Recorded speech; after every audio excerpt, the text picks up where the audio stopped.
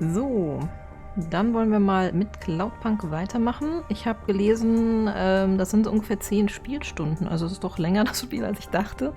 Ob ich das wirklich durchziehe, mal sehen. Aber auf jeden Fall wird es dann was mehr als einen Stream noch geht.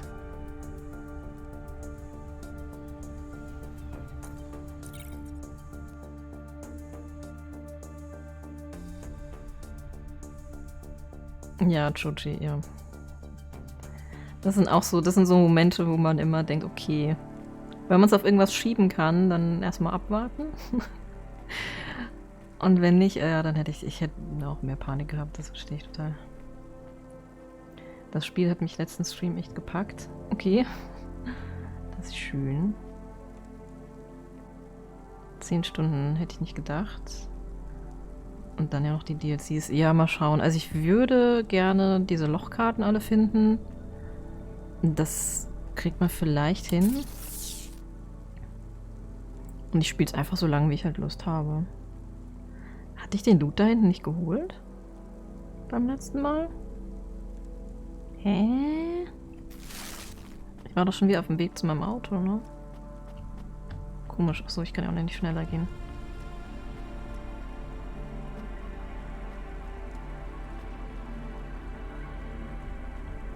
Ja, Schäfchen, ich habe schon verstanden, was du geschrieben hast. Alles gut. Ich wollte es, wie gesagt, trotzdem jetzt nicht weiter vertiefen.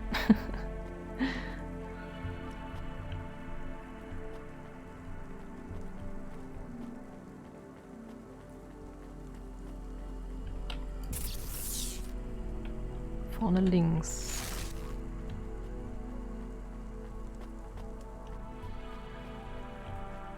Komisch. Ich habe hart Déjà-vu. Ich dachte schon, dass wir da eigentlich gewesen sind. Na gut. Aber ich dachte, das Spiel doch ein bisschen anderes gespeichert. Das kann natürlich sein.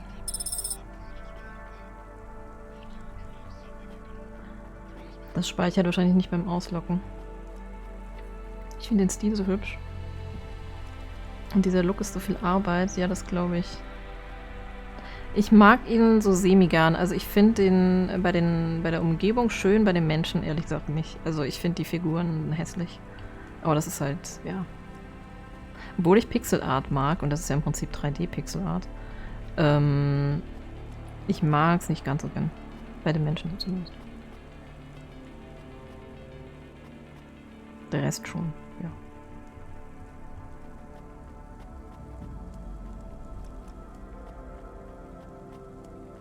Blasphemie. Ah, das ist ja mein Auto. Kann ich darüber springen? Nein, ich kann nicht springen. Vergessen. Ich kann nicht springen.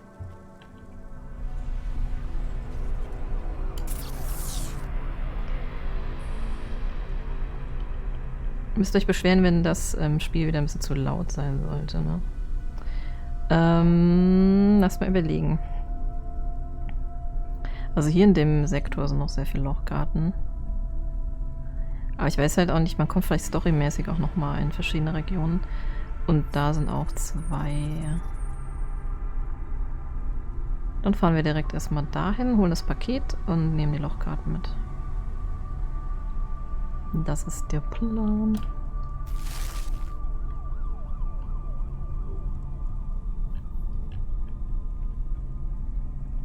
Kaum bin ich von der Map runter, habe ich die Orientierung verloren.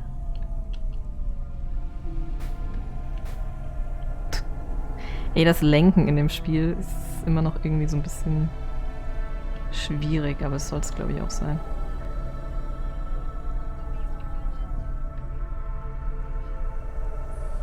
Warte, was? Anderes Thema, psychologisches Gutachten zur Berufsunfähigkeit, das einem Leistungsfähigkeit zuschreibt, von der man nichts weiß. Oh. Das ist scheiße. Kann man da irgendwie ein zweites Gutachten beantragen? Das ist halt echt... Einem geht's schon scheiße und dann muss man durch einen Haufen Reifen noch springen. Ich hasse sowas auch.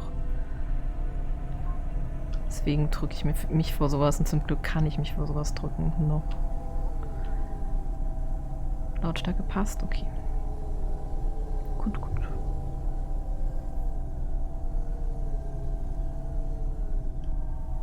Muss man dann selber zahlen. Oh, und ich bin vorbeigefahren, kann das sein?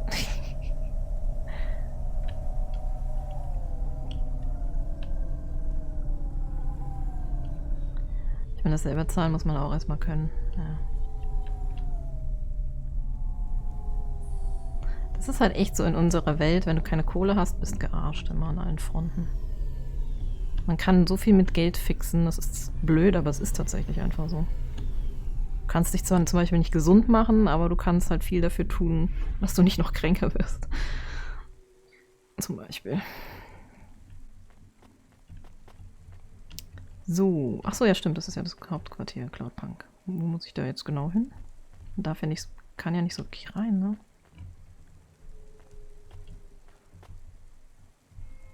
Hätte ich da irgendwo besonders parken müssen? Ach ja, richtig, hier war das so ein Ding.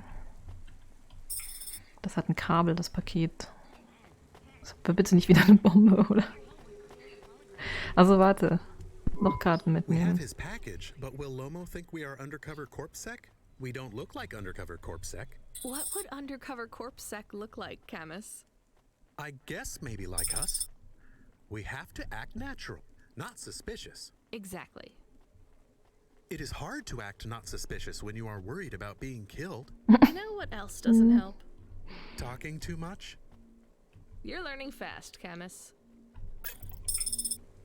Lag direkt vor meiner Nase, ich hab's nicht gesehen. Ja, der Camus. Ich nenne ihn immer Camus, weil ich nehme einfach mal an, dass vielleicht von dem Schriftsteller der Name sein soll. Außerdem klingt es besser als Camus. Hallo dahin. Und ich bin immer noch irritiert, dass die Menschen in Geschäften anders aussehen als draußen. Die ist es. Ich verstehe es nicht. So. Achso, ja, genau. Ich gehe da durch und dann lande ich, warte, auf der anderen Seite.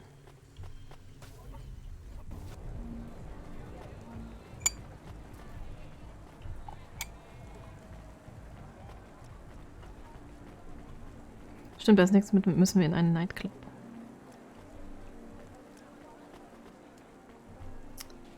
Irgendwo eine Lochkarte.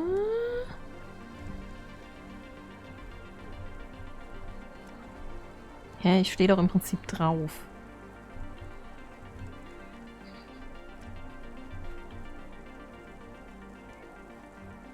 Bin ich doof?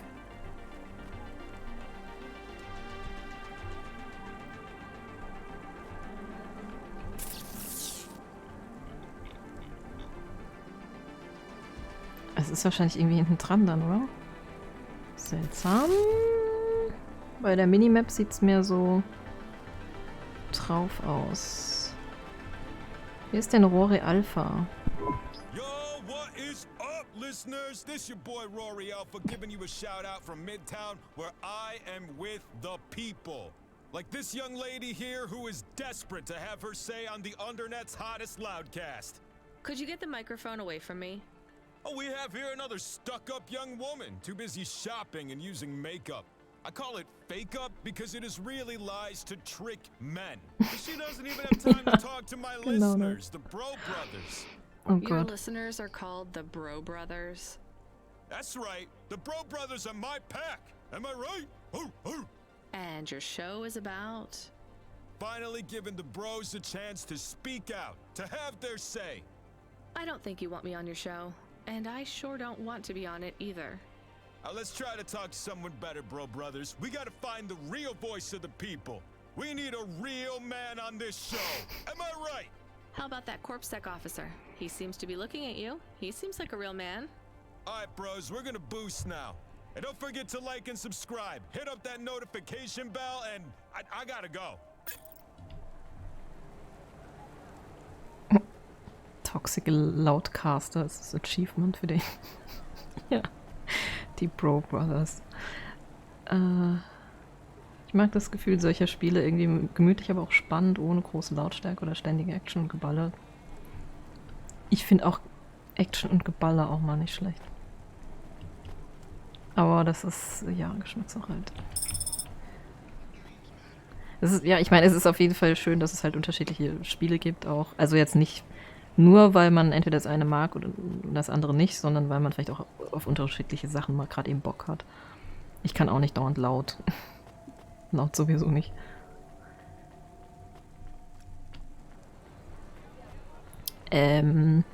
Ich weiß jetzt aber immer noch nicht, wo die Lochkarte gewesen sein sollte. Hier gibt es natürlich so mehrere Durchgänge irgendwie.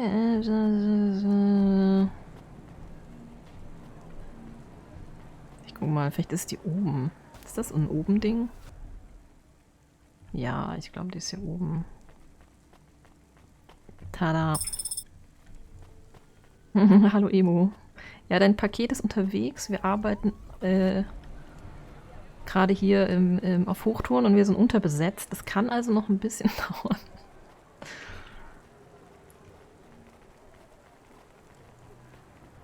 Ich finde es ganz spannend, wie viel kürzer die Lebenserwartung ist, wenn man finanzschwach ist. Ja, das ist einer von vielen Faktoren, aber leider ist das einer. Das ist auch irgendein Club. Girls, Girls, Girls. Ich will Girls.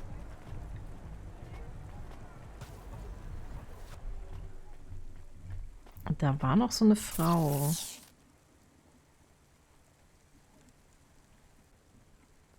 Ich versuche noch zu der Frau da zu kommen. Moment.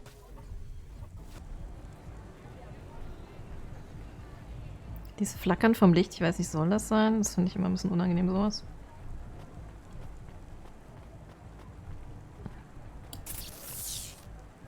Ich gehe mal den nächsten links. Den nächsten Durchgang. Kriege ich den auf der Minimap angezeigt? Oder ist es nur der hier? Das ist Live Corp. Stimmt, Live Corp hatte doch so einen Aufzug. Boah, ich weiß gar nicht mehr, wie das war. Manchmal verwirrt mich die Karte. Aber auch nur manchmal. Nicht zu sagen dauernd.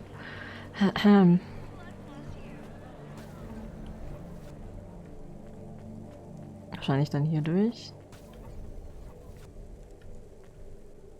Da ist er wieder.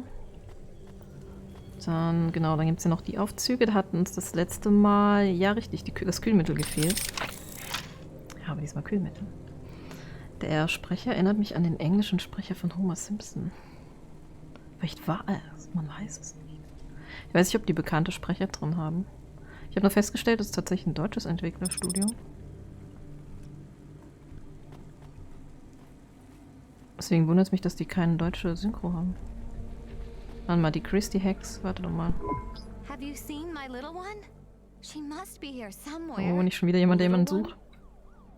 My white snapper, my Was? little mouse. Have you seen her? Da hinten bei der Katze. No, sorry.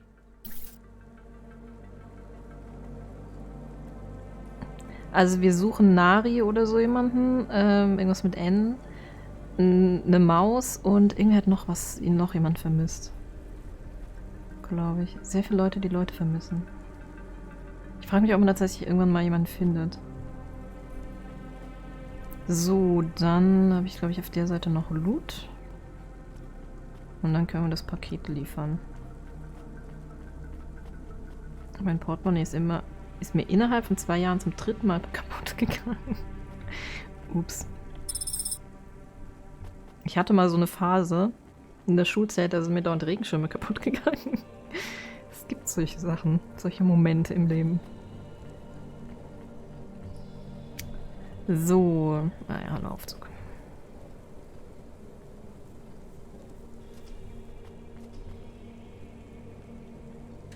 Ich bin aber auch jemand, ich kaufe freiwillig gern Portemonnaies. Ich habe da gern immer mal ein anderes.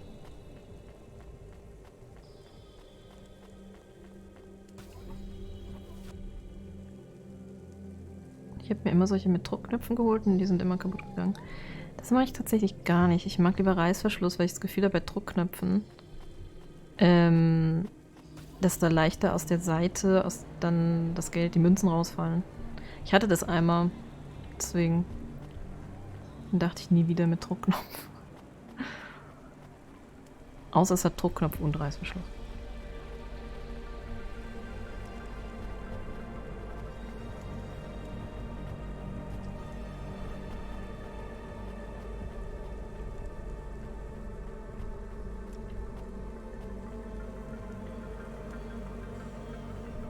Ich bin irgendwie falsch. Ich muss noch einmal durch so eine Barriere.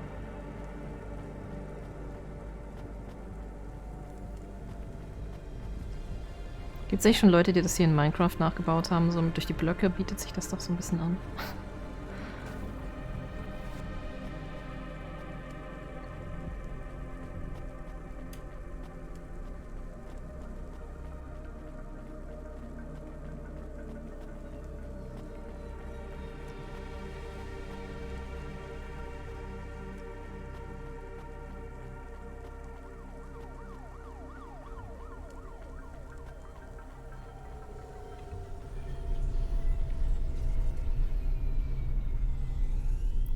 So.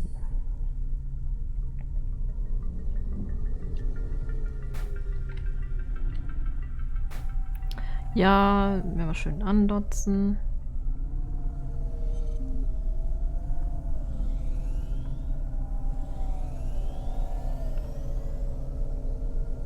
Ich finde halt auch irgendwie irritierend, dass man solche Seitenstraßen hat, die so gar nicht begrenzt sind und dann wieder Straßen, die begrenzt sind. Warum eigentlich?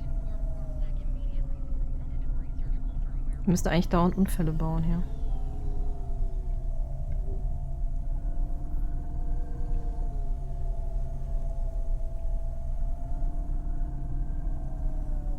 Gallows Row, waren wir da schon?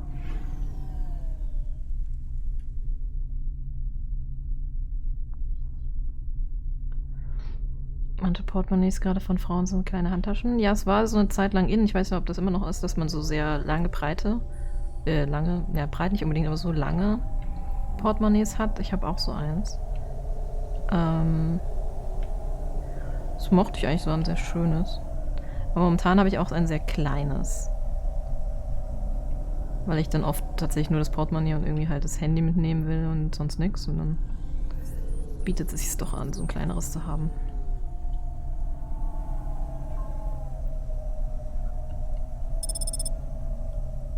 Delta Gate.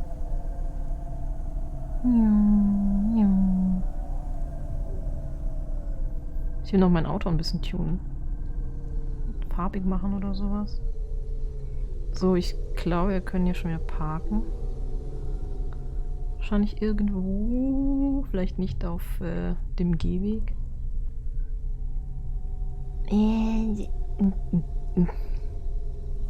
Gucken, ob es da einen Parkplatz gibt. Nee, der ist zu weit weg. Ich sehe da zwar auf der Minimap was, aber der ist zu weit weg. Habt ihr hier irgendwo Parkplätze? Okay, ich gehe auf die richtige Karte. Vorne rechts wäre es gewesen. Oh Gott. Ja, schön gegen den einzigen Mast hier gefahren.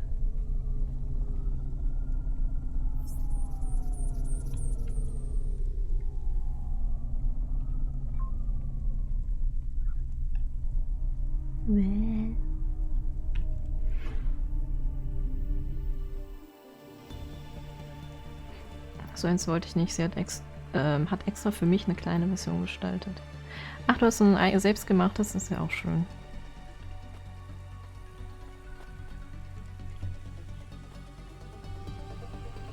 Ich würde mir mal die anderen Autos hier angucken.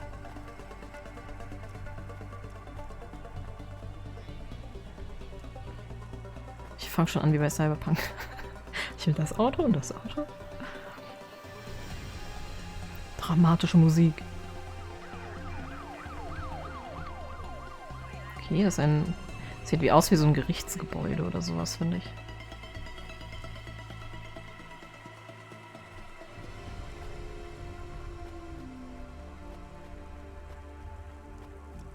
Also Sin Wave ist der Typ, dem wir das geben müssen. Lochkarte. Was haben wir hier? Deiner. Noch 8 Stück. Joey mit seiner Herrenhandtasche hier. Aber sowas, also ist mittlerweile, glaube ich, tatsächlich in. Damals bei Friends war es noch nicht in, aber mittlerweile gibt es doch immer mehr so Herrenhandtaschen, oder? Aber ist das jetzt wieder so eine Lochkarte, die oben ist oder so?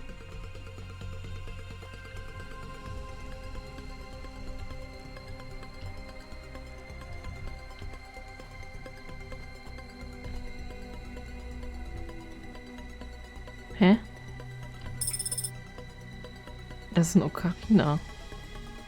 Das ist ein Zelda-Dingens. Anspielung. Easter Egg oder so? Ich dachte, das wäre jetzt eine Lochkarte.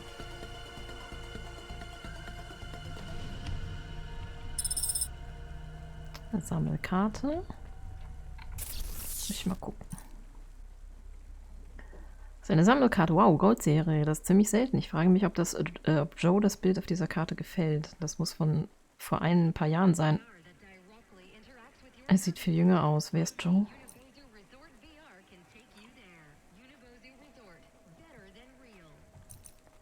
Können wir die spielen? Nee. Meine Handtasche sind meine Hosentaschen hier.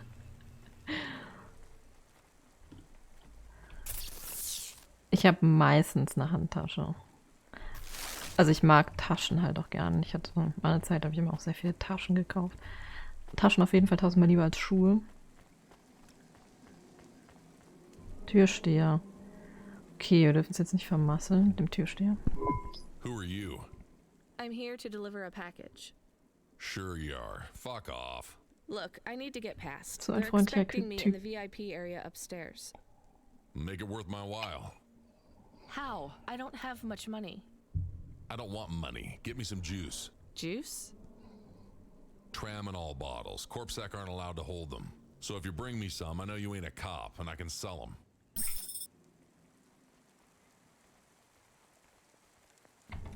Okay, wir müssen dem Juice bringen. Das heißt, wir brauchen so einen Dealer. Ja, hätte ich beim letzten Dealer mal Juice gekauft, ne? Aber ich glaube, da vorne ist schon einer. Big Narco. You from the East, lady? You're good, but no corpsec. Got it? Ja, ja. Thanks. You folks from the East are good with me, but no sec. Ich trage oft meine Gothic Kampftragetasche.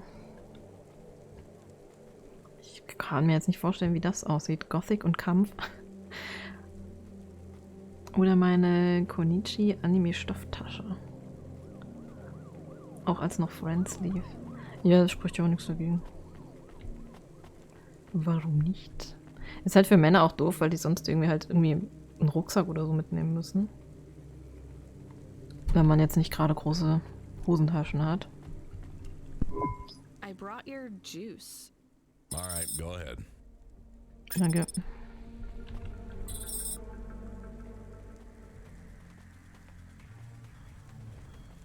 Das ist der Club. Wieso regnet es im Club?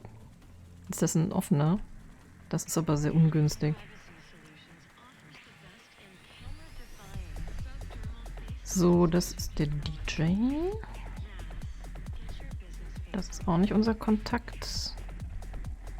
Ach, Lomo hieß der Typ, ja. I'm the delivery driver. I have your package. You're not Carmine. He used to run my packages. He retired. Retired, eh? You know who I am, driver? Lomo? That's right. You bring me packages. No questions. No mistakes. We'll be friends. If you let me down, probably not. I understand. What's your name? Rania. Well, Rania, I have some advice for you. You want to hear it? Sure. You got a don't fuck with me look on your face. But those are some clean hands. In the city, you've got to adapt quick. All the shit in the world ends up in the sea. But we still swim in it. If you dilute anything enough, it becomes tolerable. You hear what I'm saying? Not really. The city moves real fast, and you got to move with it. You make a million choices a day to survive in Nevalas. And some of those choices are gonna hurt folks. You ain't got time to think about that. You just keep moving. Understand? I think so. All right. Get going then, Rania. Cora willing, you might just make it through the night. Yes, Cora. Achievement, his hands are dirty. Ja, den Eindruck hatte ich auch.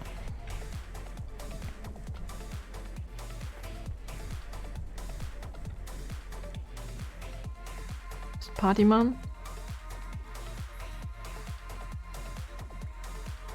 Thema Schuhe. Wenn man ein gutes Paar hat, braucht man das in schwarz und man kann es sich öfter kaufen. Kein Schuhproblem. Camus, you there? Yes, I'm here. Das kommt drauf an. Camus, people keep mentioning Ich mag Cora. schwarze Schuhe nicht so. What is it? Not sure. Also nicht nur schwarze Schuhe, ist Just an langweilig. expression? Also Yeah, mein I Geschmack. get that, but it must come from somewhere. Do a basic search through Open Web and PubWeb. Searching. Was soll er suchen? Shit, ich hab nicht aufgepasst. 872 different definitions for Ah, Cora. Cora. Just give me the gist. In the city of Nivalis, Cora can be used in common parlance to refer to the personification of luck or fate, can be uttered as a blessing or a curse, can refer to the hacker collective or cult of the same name, can be an expletive or used as a noun to refer to the AI governing specific aspects of logistics, theology, sociology, or What? infrastructure of city operation. In historical context, can Ich refer habe schon to the- abgeschaltet. Okay, that's Ja, plenty. danke. You know, you really need to learn a bit about the word relevance, Camus. Should I look it up? Wait, we have an incoming call. Was? Get you there. Ready for another job? Achso, ja. Sure thing. Hey, Control, what is Cora? Cora, a code word used by hackers, an anarchist group, an expression for when you're tired of shit. Why do you ask? It doesn't matter. Aber das passt jetzt Just auch nicht give me my ganz. next job. You're delivering to an unsanctioned street race, so watch out for CorpSec. Pick up a drive converter from Emmett's garage. Your delivery target is Never Slow Joe. Control out. Camus, are you there? Ich will auch mal was sagen. Camus, I want you to do a deep search for Cora. Not mainstream corp networks. Hit the deep net and the undernet. Is it important? I don't know. I see it everywhere. And there was something about Control's reaction. It means something to him. Won't we get in trouble? Oh, No. my head. I don't feel good. Was? You don't have a head, Camus. You're running on a low clock speed processor, so that's why you're struggling. Take yourself offline while you do the search. I'll be okay without you for a while. You need to swim. You remember how to do that? You need to copy yourself into the other networks and travel upstream. Ich versuche wieder an den Loot I ranzukommen. remember. You're looking for Cora, remember? I want old data. Where did the name come from? That's your focus. I will try. Going now. Camus Automata now offline. Ja gut, dann soll er mal gucken, weil ja, das, was wir bisher von Cora jetzt per Definition gekriegt haben, passt irgendwie nicht zu dem, was er gesagt hat, finde ich. Nochmal zum Thema Schuhe. Also ich ziehe halt unterschiedliche Schuhe an zu unterschiedlichen Klamotten. Aber das ist natürlich manchmal auch wieder so ein Frauending, weil du halt als Frau auch, sagen wir mal, du hast mal einen Jeans an, du hast mal einen Rock an und sagen wir, wenn ich im Sommer einen hellen Rock anhabe, ziehe ich dazu keine schwarzen Schuhe an oder so. Deswegen würde es bei mir zum Beispiel mit diesen ein Paar schwarze Schuhe nicht funktionieren. Das würde ich auch gar nicht wollen. Ich habe zum Beispiel ein schönes Paar rote Winterschuhe und ich liebe sie. Also dunkelrote. Ich rede mal mit dir. You met him yet? Who do you mean? Rubric. We're not best friends. Why? He took my place. I was Lomo's #1 hacker. What happened? Okay, bei denen? There were lines I wouldn't cross. So you're an ethical hacker. You say that like it's an oxymoron. I guess it's not. I've known hackers who were good people, I guess. You want some free advice? Stay away from Rubric. Immer diese Lomo will kostenlosen usually get Ratschläge what he heute. wants, but Rubric will be the one that cuts your future short. That's what happened to you? Not yet. He'll get me one day. I hope not. Oh, I don't doubt it. Okay. So, ich glaube, ja, richtig, wir haben hier allen Loot. Ich würde versuchen, da nochmal hinzukommen. Aber da kann ich nicht parken, oder? Ich muss mal gucken. Doch, ich kann da parken. Es wird da nur noch nicht angezeigt.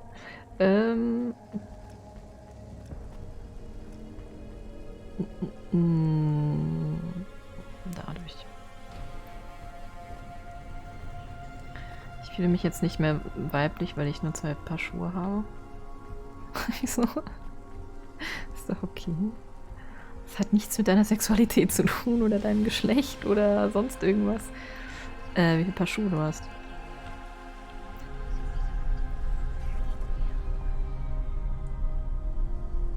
Das ist alles Geschmackssache und du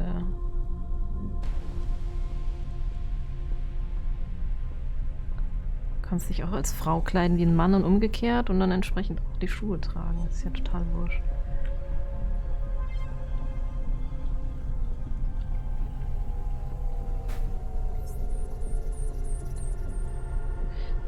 Warte, genau. Also Parkplatz. Ich fahre einmal drumrum. Ich höre manchmal so einen Ton. Ich bin da immer irritiert, ob das jetzt im Spiel ist oder mein Handy. Das ist im Spiel, okay. Ist hier im Spiel.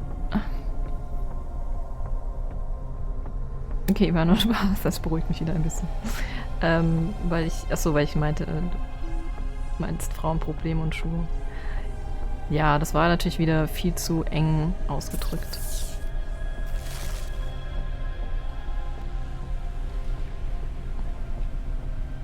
Personen, die gerne auch Dinge tragen, die andere Schuhe benötigen, damit es besser aussieht, in Kombination.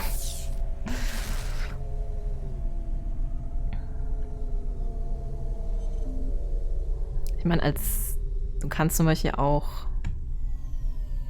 man kann jetzt mich auch, ist das anders, ob du jetzt eine Jogginghose, eine Jeanshose oder eine Anzugshose zum Beispiel trägst.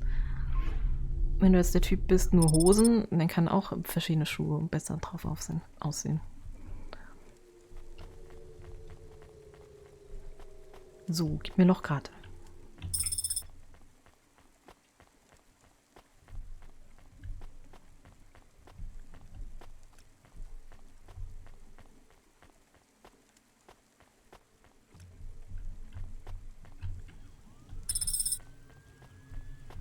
Stimmt, das waren die Dinger, die kaputten Augments waren teuer.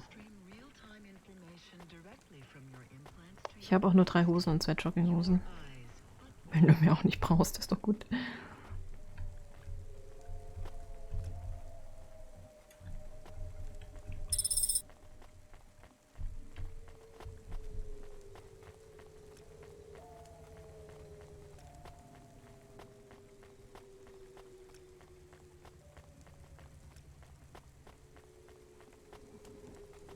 Ich mache es halt so, wenn ich es mir leisten kann, habe ich oft mehr von einer Sache, weil ich dann halt nicht so oft waschen muss. Ich bin ja faul. Und außerdem, ich mag halt echt Klamotten. Also wenn ich, das ist sehr schlimm, also wenn ich viel Kohle hätte, ich würde sehr, sehr viel, ich bräuchte einen riesen Kleiderschrank, weil Klamotten, ich liebe Klamotten.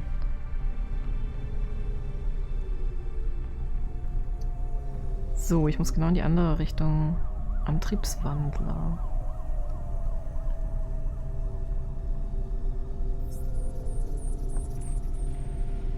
Ich muss leider weg, habe noch ein Seminar in eine Vorlesung. Dann viel Spaß dabei. Genau, du kannst auf YouTube nachgucken, auf jeden Fall.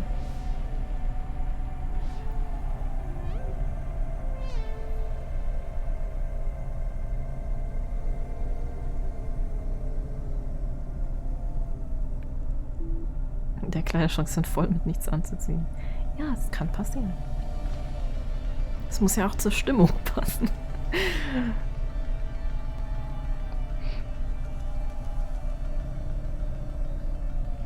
Oh Gott, Frontalzusammenstoß. Das war kein Zusammenstoß, haben wir aber Glück gehabt. Ich habe nur noch die Lichter gesehen gerade. Das Licht am Ende des Tunnels, ja. Ich will mal durch diese Kugel da fahren. Ist das, Dingens von Star Wars? Todesstern?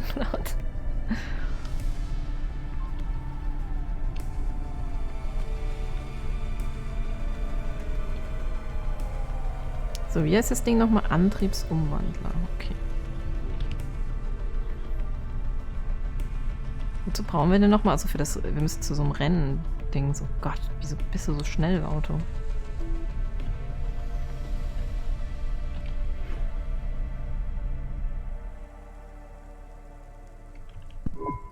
I'm here to collect a driver converter. Drive converter? Sure. You don't know what it is, do you? Nein. It regulates the hydraulic output of the water tanks. It wears out fast, but without it, you got no grav lift. The sump builds up residue from the runoff because we got no clean water down here no more. Only the fancy overcloud hovas can run without a drive converter because they use pure H2O. Was kommt You're vom not Himmel hier? listening, are you? I think Was? they need this pretty quickly. You're right, Ich they höre schon do. zu. You better get going. What do they do with it when they get it? They don't mess around with it. That's the main thing they do, or don't do. Once they stick the drive converter in the universal maintenance slot under the passenger seat, the servitors will fit it in on the fly. Unless they've got an old manual, in which case, you know what? Never mind. I know you're not interested. Old I'll Manual? let you go. See you around, Mit kid. alten Manuellen gerade übersetzt. Hä? Alten manuellen Wagen. Ja gut, okay.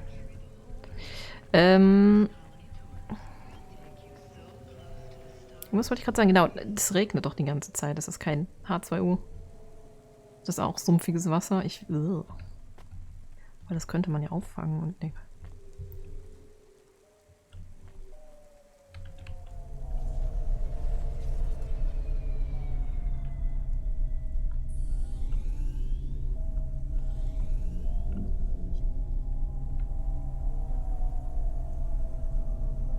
Hat mich das jetzt eigentlich was gekostet? Ich habe nicht aufgepasst. Ich glaube nicht. 1135 habe ich. Ich frage mich, was passiert, wenn einem das Benzin ausgeht und man nicht vorher bei einer Tankstelle war. Das ist ja Game Over.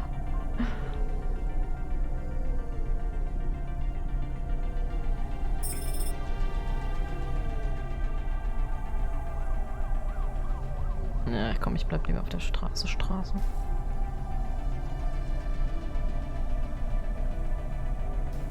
Ach. Das Lenken ist immer noch so eine Sache. Ich bin aber irgendwie jetzt doch dran vorbei. Okay, ich muss auf die Karte gucken. Das war also doch einfach da hinten dran. Okay.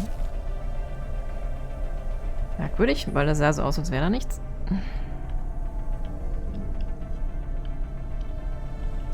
Ups, Entschuldigung. Ich muss mal... So eine Anzeige. Ich bräuchte so eine Schadensanzeige. Oh, ich habe ein Upgrade freigeschaltet. Das ist aber schön. Das brauche ich wahrscheinlich jetzt auch. Hey, Driver 14 FC, you can't be bumping that Hava around the city like that. You're gonna have to hit a repair station. Okay, ja. If the damage gets worse, I can't get you out of the standard Cloudpunk Hava damage penalty fine. Das war jetzt echt entweder mega Zufall oder weil ich eben tatsächlich ein paar Mal noch angestoßen bin. Ich nehme an, ich muss hoch, oder? Ich sehe nicht, wo ich hin soll. Where is Never Slow Joe? Are you part of the race? I've got a drive converter for him. Ah, da ist. Already. Ja. I'm the start line. Can I head them off? Startline. I'm really just here to wave them off, miss. Damn it. Control, are you on the comm? What do I do? The race has already started. I'm here. Joe won't get far without that part. I'm giving you a nav point. Uh-oh. Seems like he might have broken down already. Seriously? You have to complete this job. Remember what we told you when you signed up? No failures. Without that part, he's not even going to be able to land safely. Get to him as fast as you can. I'm not much of a racer. I'll try.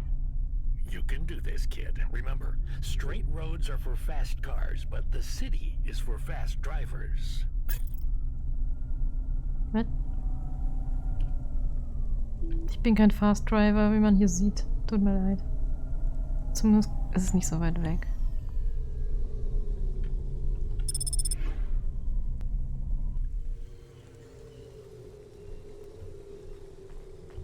Das ist jetzt unter mir. Kann ich unter das Ding fahren? Ist da irgendwo... Manchmal würde ich echt gerne so springen und gucken können und sowas. Ist der unter mir der Typ? Ich will nicht failen.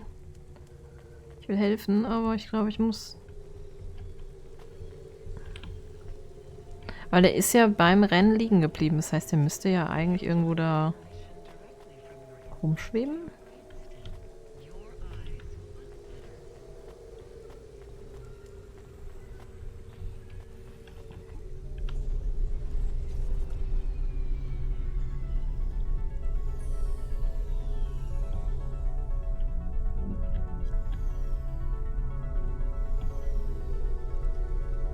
Slow Joe heißt der. Ich raff es nicht. Wo ist der denn? Der wird diesmal sehr slow sein.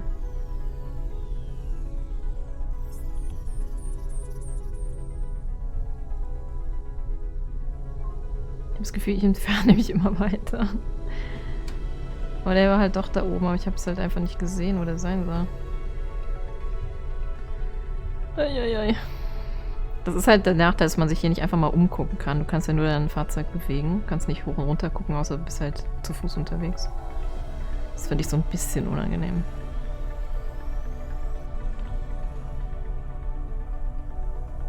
Das hilft nicht, wenn man was sucht. Ah, ist er da oben vielleicht? Ah, ich habe ihn. Okay. Gleich nochmal reinkrachen. Aber warte, ich kann hier nicht parken. Kann ich das runterwerfen? Also ich muss parken und muss dann irgendwie hier hochkommen. Das ist ja super umständlich. Verdammt, der parkt doch da oben auch. Illegalerweise wahrscheinlich, aber...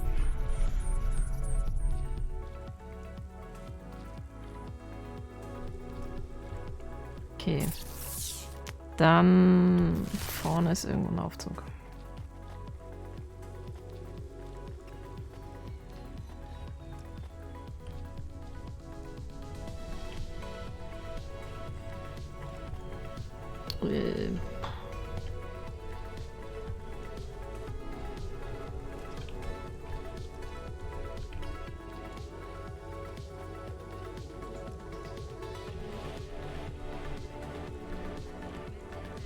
Ich habe das Gefühl, ich müsste auf der linken Seite den Aufzug nehmen, ne? Nicht auf der rechten. Halte den Aufzug an, ich muss da rein. Wartet auf mich. Der hat doch sowas von das Rennen eh schon verloren, oder nicht? Also es geht 10 Stunden oder sowas.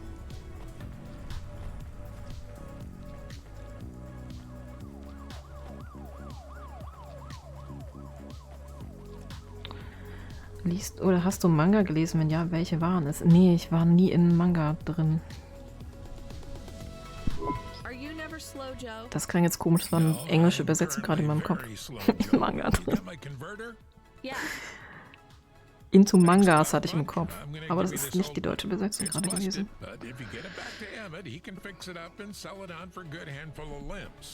These converters are worth a lot of money?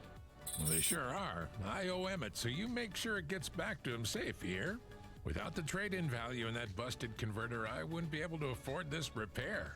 My racing days would be over. Early retirement. I'd go mad. I'll get it back to Emmett.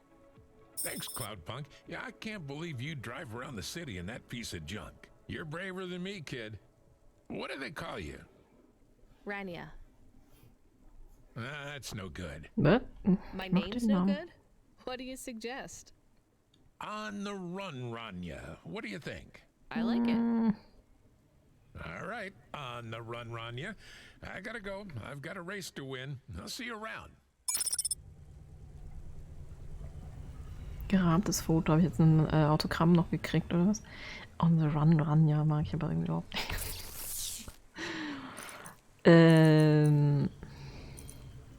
Das war jetzt aber nicht. Sah so aus wie die Sammelkarte, das war's aber nicht.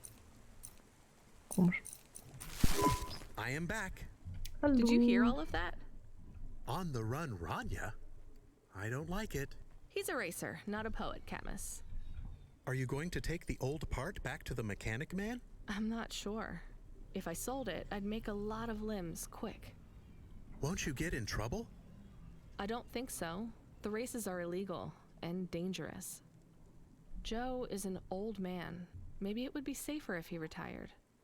If I give this part back to Emmett to settle his old debts, He'll keep racing. So, are you going to sell the part at some other mechanic man? Or take it to the Mr. Emmett Mechanic Man? Ich mag das Ding, ja, das Gesicht. Hier müsste noch irgendwo ein Typ sein. Den man ansprechen kann, aber wahrscheinlich wieder unter mir.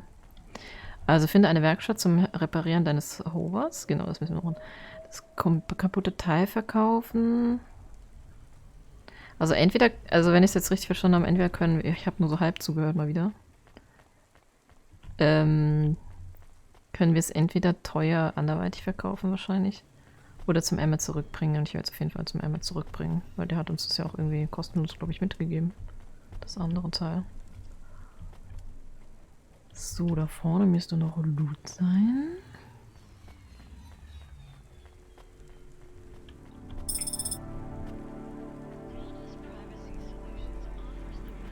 Das Einzige, was ich mal gemacht habe zum Thema Manga,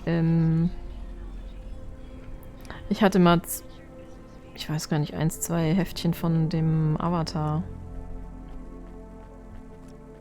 Aber eigentlich nur, weil ich die Serie mochte und dann dachte ich, könnte ja auch mal. Ich glaube, weil die Story ja in den Mangas weitergeht. Hatte ich das mir deswegen mal geholt. Aber ich habe es nie so wirklich dann doch nicht so wirklich gelesen. Ich weiß nicht. Ich hatte auch so früher so Comic-Hefte und was es alles gab mit Mickey Mouse und Donald Duck und sowas war in meiner Kindheit ja auch sehr beliebt und so. Also das Amerikanische und nicht das Japanische. Mangas war in meiner Jugend überhaupt kein Thema. Aber auch die Comics-Hefte, die anderen, fand ich nie so doll. Weiß nicht. Hat mich irgendwie nie gecatcht. Wo ist denn das jetzt schon wieder? Bestimmt wieder irgendwo, hätte ich jetzt...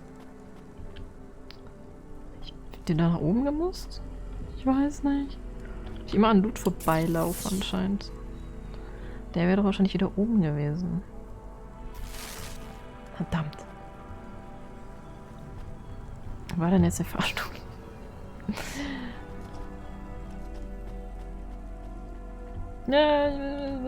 Rüber.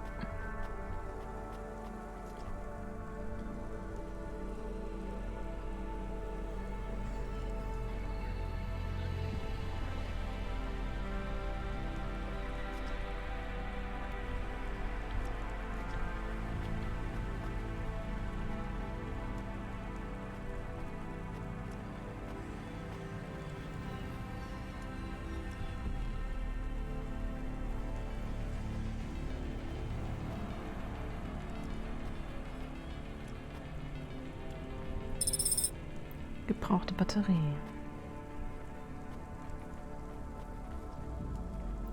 So, vielleicht sollte ich auch mal lernen, die Farben von den Leveln zu lesen auf der Minimap.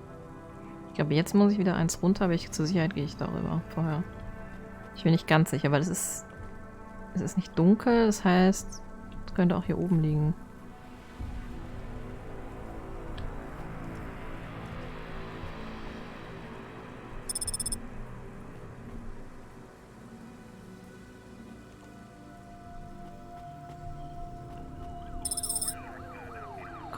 Flyer.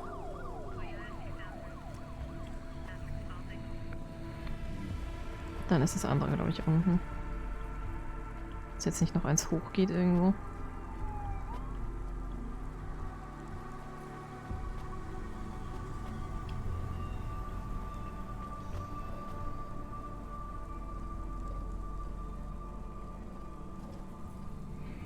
Diese Comics haben mich tatsächlich auch nicht interessiert. Ja, das lustige Taschenbuch gab es doch, also 1000 Versionen, Exemplare von. So Sachen, ja, ne. Hat mein Bruder gelesen, aber ich nicht so.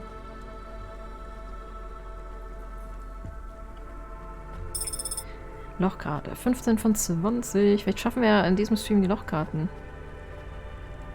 Das wäre doch cool. So. Da vorne ist noch ein Typ. Ich hoffe, das ist auf der Ebene alles. Ich habe keine Lust, nochmal hoch und runter fahren zu müssen jetzt. Sackgasse.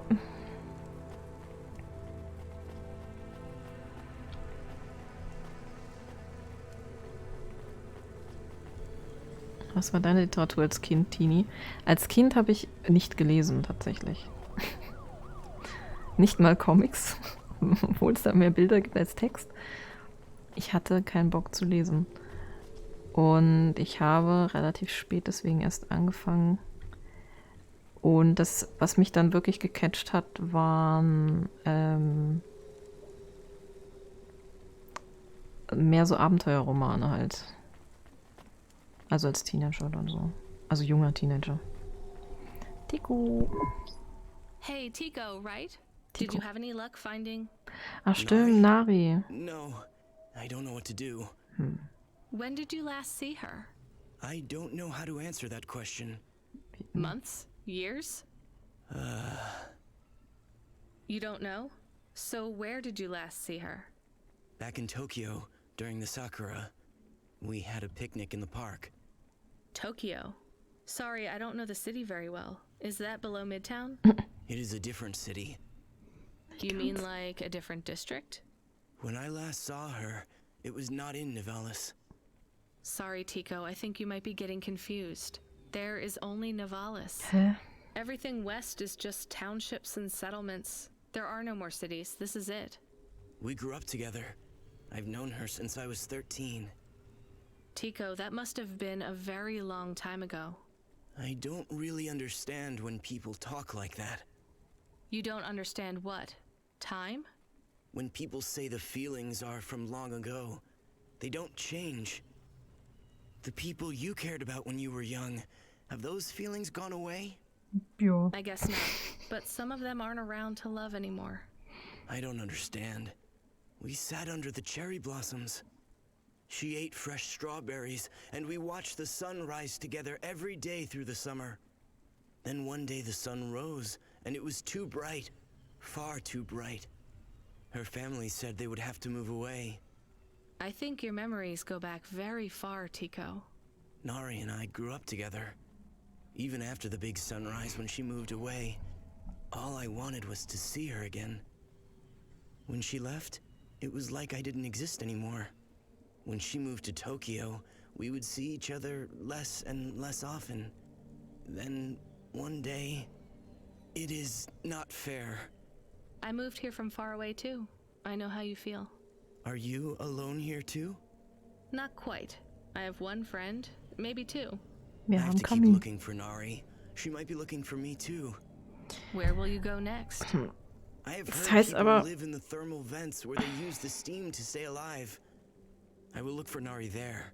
She always liked the bathhouses. That sounds like a good plan. Do you think the vents will be like the bathhouses back in our village? Ich glaub's nicht. I don't think so, Tico. But you never know. Das heißt, die werden sehr, sehr alt. Also ich meine, die haben wahrscheinlich die ganzen Augmentations und so. Ich würde mich aber gerne mal interessieren, wie alt dann. Dass es halt damals noch Tokio gab, aber dass, wenn sie Tokio nicht kennt, dann muss es ja wirklich lange her sein.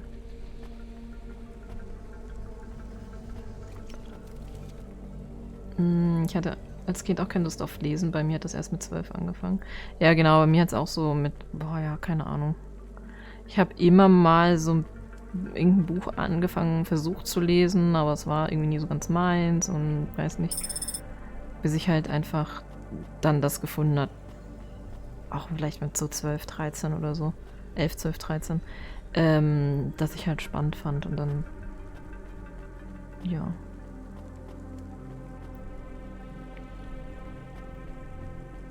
Aber ich weiß, ich bin öfter, also meine Mutter ist ja immer so ein Vielleser und die hat mich immer mit in den Buchladen genommen oder halt auch mal in die Bibliothek.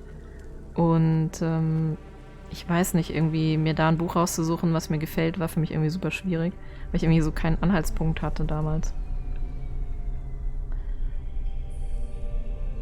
Und was so für Mädchen damals typisch war, mochte ich halt nicht so. Also Pferdebücher waren damals halt eben so ein Ding und weiß nicht was. Und dann habe ich ein Buch gelesen, das war mehr so ein bisschen, ja, ganz, ganz weitesten Sinne Horror, aber halt für Kinder einfach nur so, sagen wir mal, eine spannende Geistgeschichte vielleicht im weitesten Sinne. Oder ich glaube, ein Geist war es auch nicht, aber was ist denn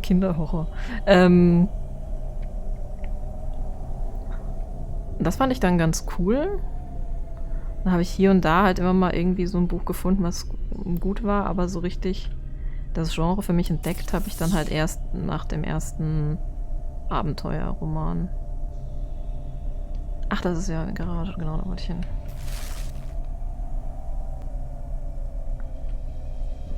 Und zwar von Tonke Trakt. Ich weiß nicht, ob man den Namen so ausspricht.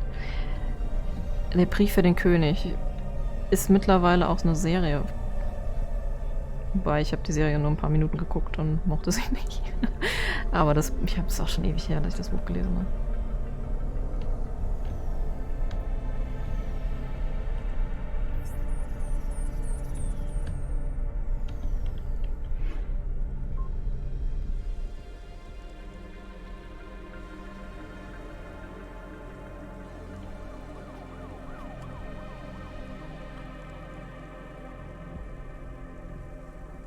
Hohlbein ist nicht Da Vinci Code. Nee, ich meine nicht. Was hat ein Hohlbein nochmal geschrieben? Hey, do you buy these? It's a drive converter. Ich habe kein Gedächtnis für sowas.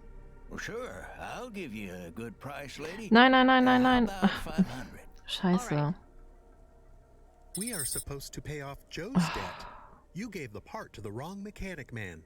We got paid for it, and now Joe will stop racing. Did you do it to help Joe? I did it to help all three of us. Ich wollte... Ach, wie dumm. Ich dachte, ich hatte nicht dran gedacht, dass ich ja... Weil ich habe ja auch die Quest, finde eine Werkstatt zum Reparieren deines Hovers. Aber wir haben jetzt das Teil verkauft stattdessen, weil man hat keine Auswahlmöglichkeit.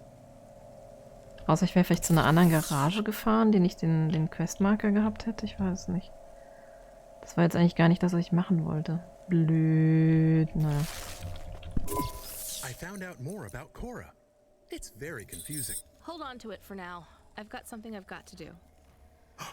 Another job? No, if you're about to give me a headache worth of data, I need a coffee first. Neonspur, gelbe Spur. Wir können noch einen Speed Booster kaufen, der ist mir zu teuer. Oder halt diese Stoßstange.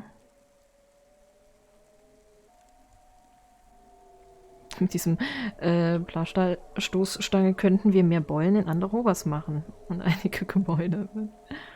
400, das geht eigentlich noch. Ich nehme mal das. Ich nehme mal eine gelbe Spur, oder? Neon? Nee, ich glaube Neon finde ich, glaube ich, schöner. Ja. Die hat man, glaube ich, am Anfang die Neonspur, aber ich finde die rote nicht schön. Nee, bei dem Spiel kann man nicht neu laden.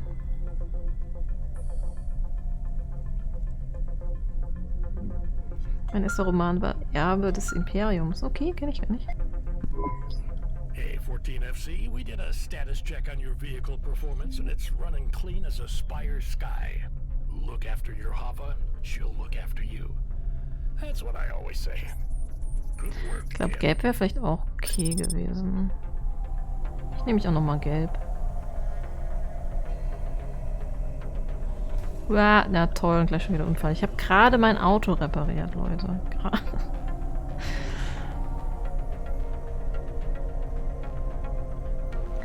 Mein erster... Ich bin gerade am Chat lesen. Können die nicht sehen, dass ich hier, keine Ahnung, stehe? Nicht wahr? Mein erster Roman war Loving Silver. Ein Schwulenroman, wo eine amerikanische Pornodarsteller mit einem deutschen Architekten zusammenkommt. Auch nicht schlecht. Und bei Witcher war... Was war zuerst, die Bücher oder Witcher 2? Witcher 1 und Witcher 2 und Witcher 3, das...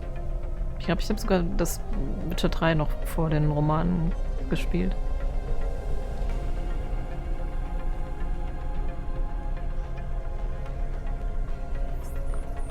Ich muss aber weit fahren, um mir jetzt einen Kaffee zu holen.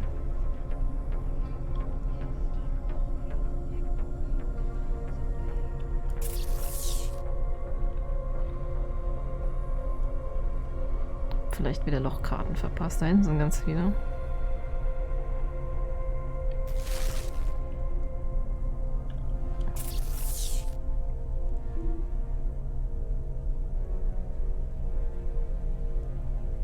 Ich glaube, ich fahre erstmal dahin und hol mir da das Zeug.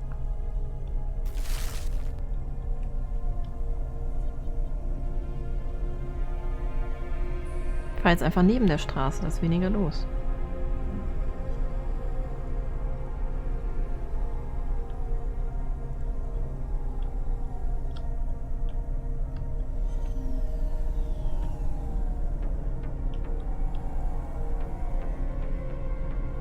Erben des Imperiums und Star Wars Roman.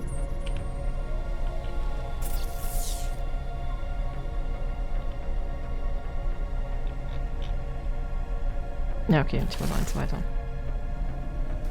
Ich bin tatsächlich nicht so der Science-Fiction-Leser.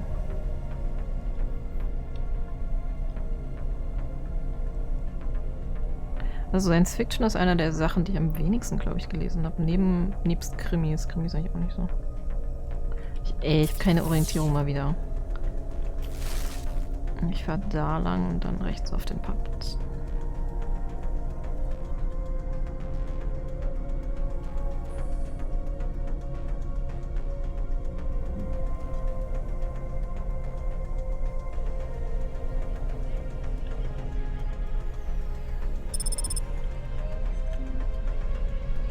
Da vorne parken, so nicht so weit laufen. Ah, wieder zu weit.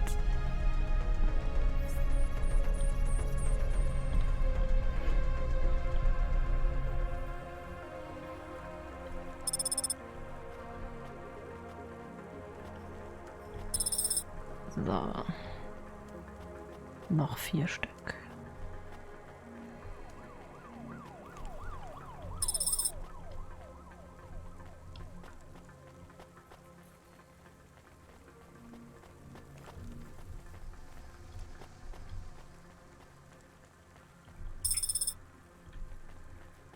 Wenn hier mal so ein Gitter kaputt ist, ne? Hat man ein Problem.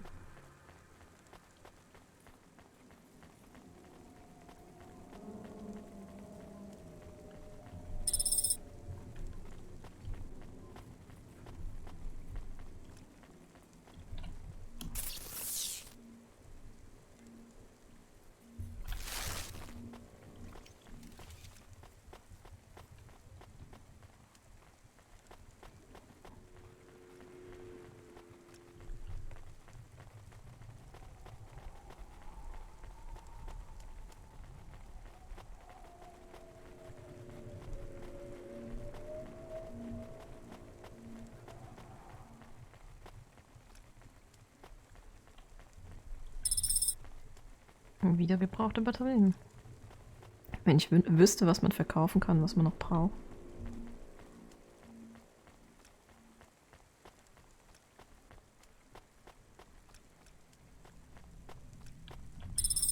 Weil gebrauchte Batterien klingt jetzt nach nichts, das man noch brauchen könnte. What? Hä?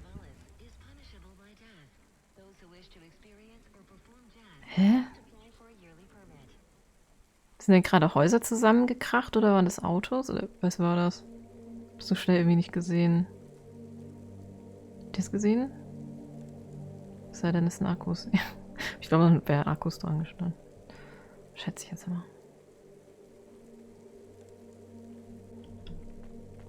Leerer Akku. Haben Sie das gesehen, Herr Ingenieur? Hey, delivery driver. Hey, engineer. Did you see any blinking street signs? Nee. Thankfully, no. Did you figure out what was causing all the accidents? Oh, sure. Continued and sustained entropic breakdown of a complex system.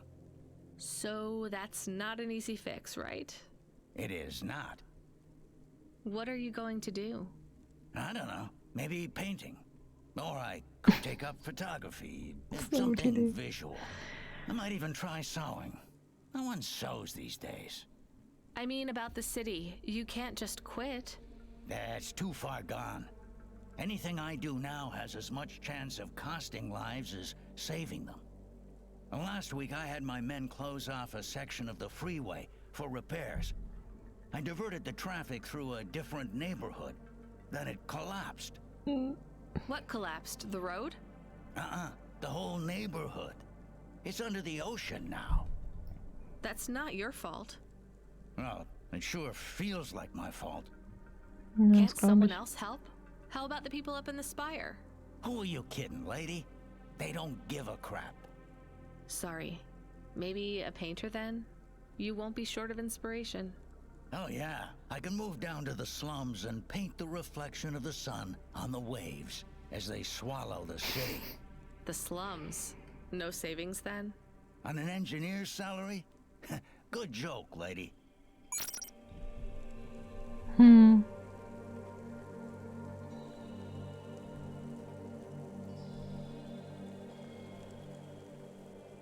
Vielleicht sollten wir auch aus dieser Stadt abhauen, bevor es zu spät ist. Nur so eine Idee.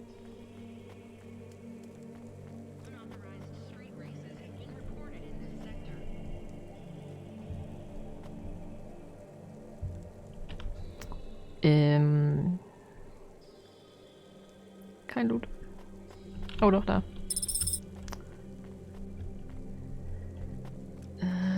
Da vorne rechts. Ja, ich will auch Kakao. Emo muss uns einen Kakao mitnehmen. Mitbringen. Ich könnte mir einen machen.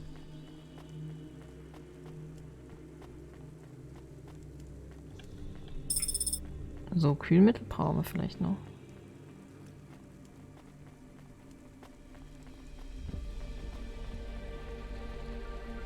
Wir brauchen übrigens nur noch eine Lochkarte. Das heißt, ich würde da hinten mal hingehen.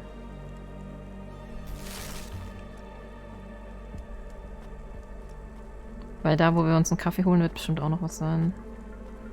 Ich schätze mal, dass man halt die Lochkarten, sozusagen mehr Lochkarten gibt, als man braucht.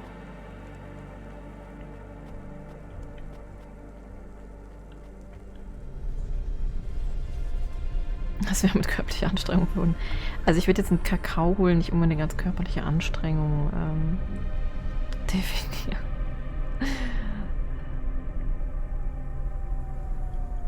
Wenn man dabei Treppen steigen müsste vielleicht. So, wir müssen für den Kakao nach Old Town. Auch für den Kakao sage ich schon, für den Kaffee. In-game ist es ein Kaffee. Ich drehe da vielleicht sogar lieber. Ja, geil. Ich brauche gleich wieder eine Reparatur. Aha.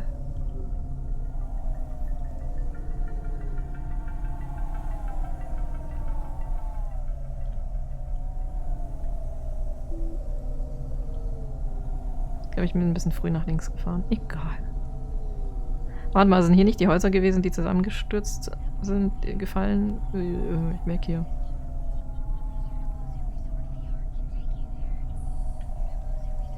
Gott, dieser Wendekreis und diesen Wagen, das ist schrecklich.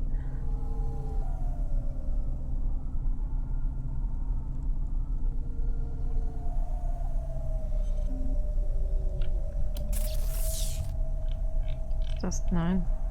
Noch zwei weiter.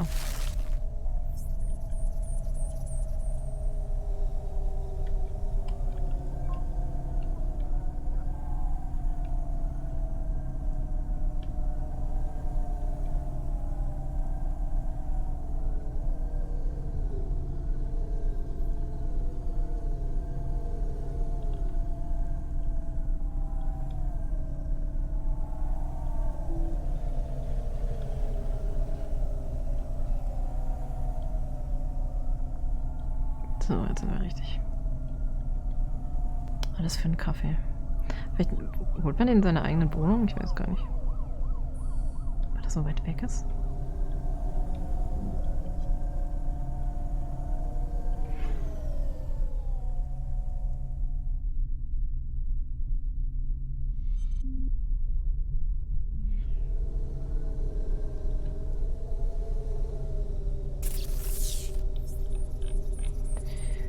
Ich würde gerne die Legende wegmachen können. Das ist, verdeckt immer die halbe Karte.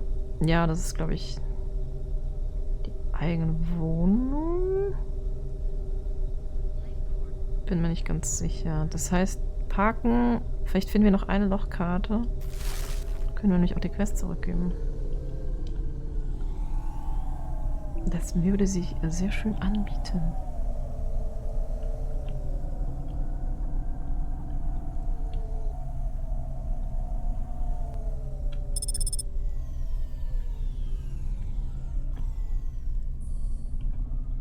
Uäh. Irgendwie sieht es ja anders aus. Ganz cool. Sind sehr nah am Wasser jetzt.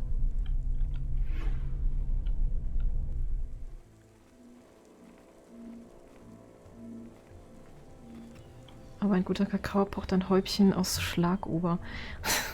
Das heißt Sahne. Das stimmt. Also wenn du wirklich so eine schöne heiße Schokolade mit Sahne hast.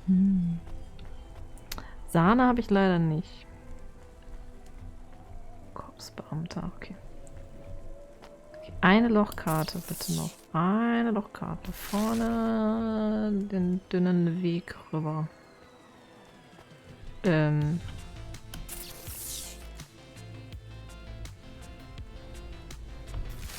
blöd.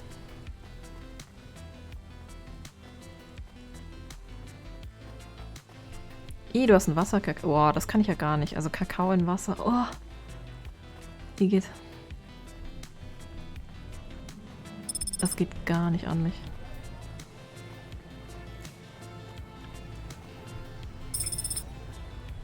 Yes, wir haben alle Lochkarten. Dynamite Simpson. Hey, come here a minute. I'm busy. Wait, I just want to talk. You're not from around here, I can tell. Because of my dark, exotic eyes, right? Give me a break. No, because you obviously don't realize who I am. When someone around here gets my attention, they're flattered. You're right. I don't know Der Kakao hat Milchpulver mit drin. Okay. I'm Dynamite Simpson. Even if you haven't heard of me, you'll have heard one of my music. Also wie bei so, ich kenne das nur bei If you Cappuccino. say so. Look, I'm in need of some authentic Eastern fashions for my next music video. I see that embroidery on your sleeve. Eastern Peninsula, right? You're a music video director? I'm a record exec, video director, entrepreneur, guitar player, social media hub, brand construction technician.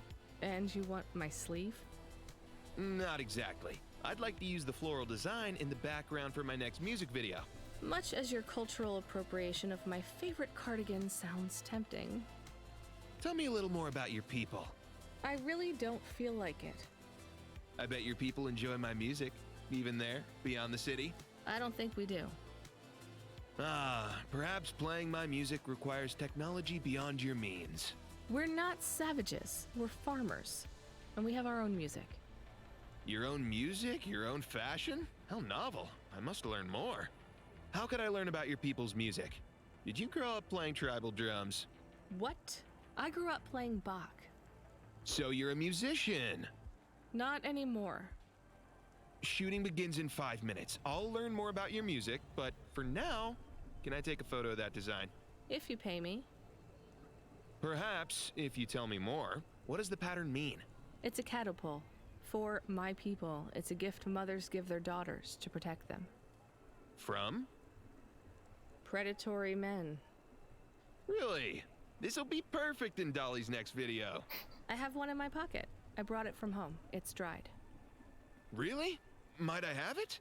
Show me the limbs. Here, take them. You would really allow me to have this. So Ja, your das wundert mich cultural auch. gift from your mother?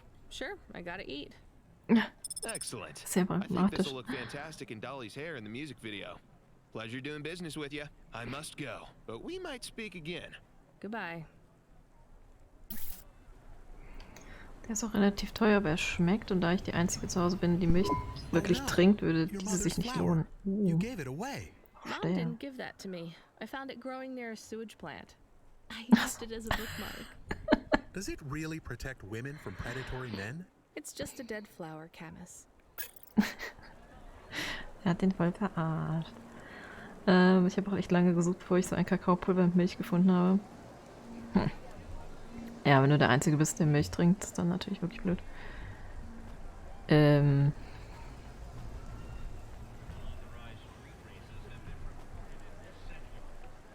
Katze.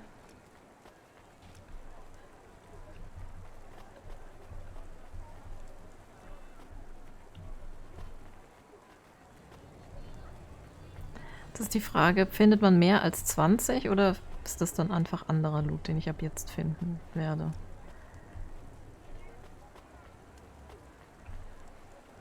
Hallo. Hey, you okay? Yes, I'll be fine. I just need to rest for a moment. Maybe some food. Are you from the Eastern Peninsula? No, from the steppes. My name's Haldo. Was a dentist. Rania, driver. So what went wrong? Everything. Hyper-gentrified rent closed my office, a debt corp took my augments. The wounds didn't heal. I was in pain. I started with Jews and worked my way up the periodic table of painkillers till I got here. So numb I could barely see. Take some money for food. Thank you, Rania. Your people are always decent. You know, I always wanted to see the Eastern Peninsula one day. Maybe you will. What a lovely smile you have when you tell a kind lie, Rania. Sie lügt, ohne rot zu werden. Ja gut, dieser Musikertyp war ja auch ein bisschen seltsam.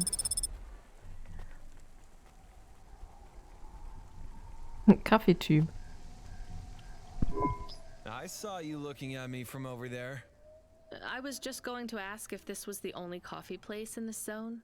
I'm from out of town, and this coffee is... Like Hova oil? Well, I was going to say it's below average, but yeah. No, this is the only place. I've been coming here since I was in my teens. You look like you're still in your teens. It's the coffee. It's stunted my growth. So you're actually... 75. Well, Grandpa, it was nice to meet you. Hey, wait up. What's your name?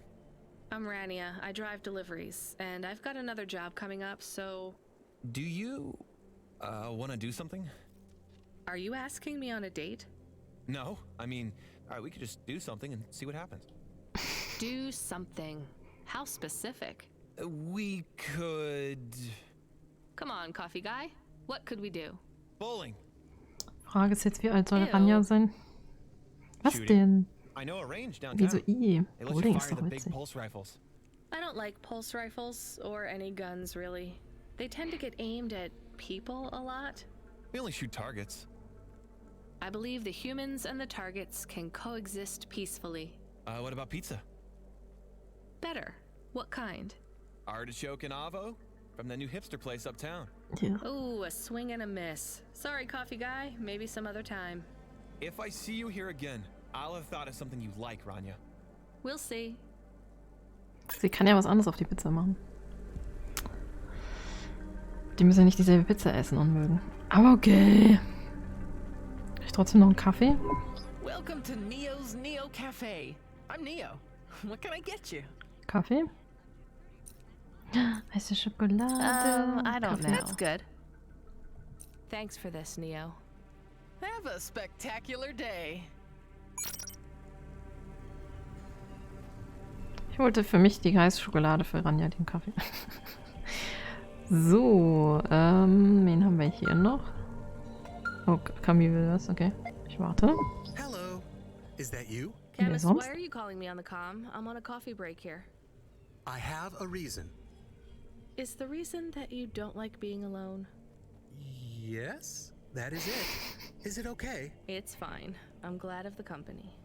Why do you need the coffee?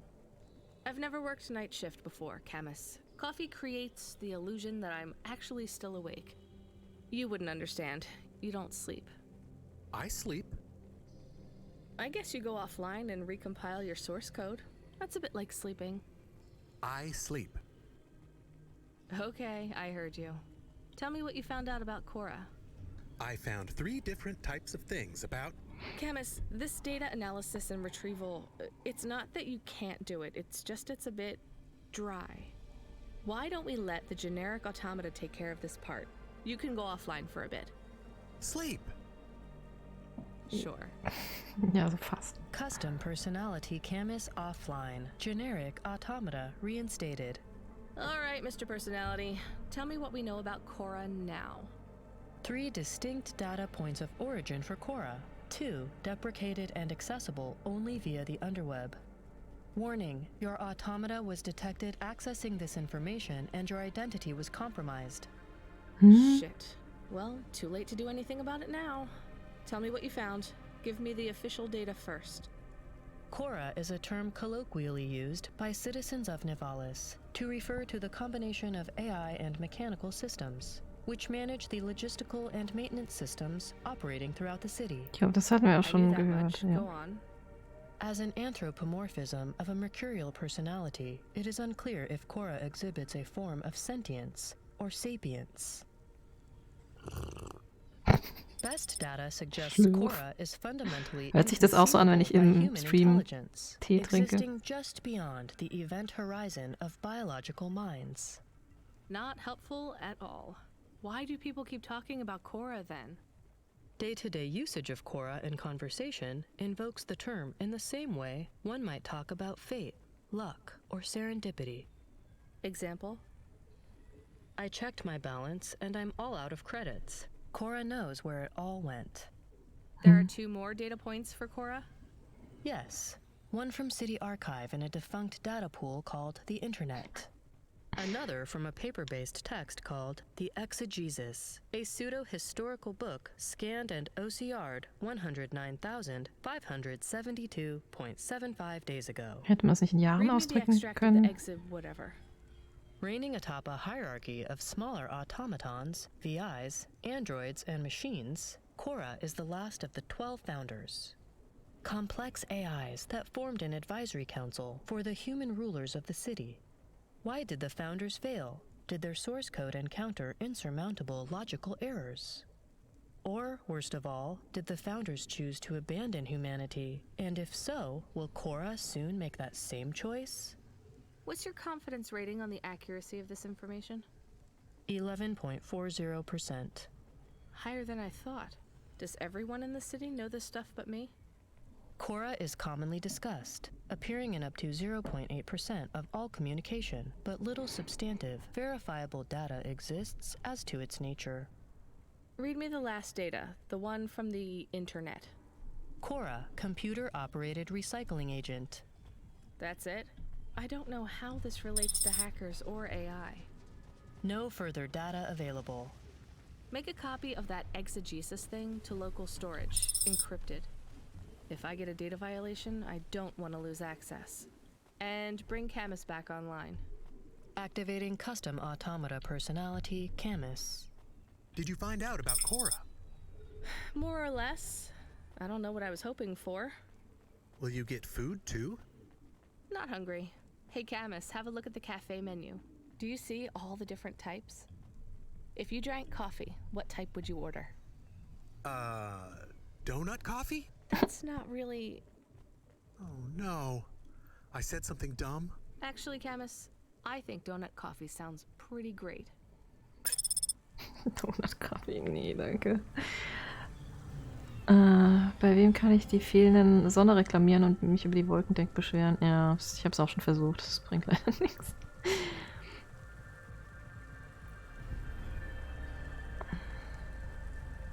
Hä? Ich weiß nicht, wer Mirabelle ist, aber ich bezweifle es.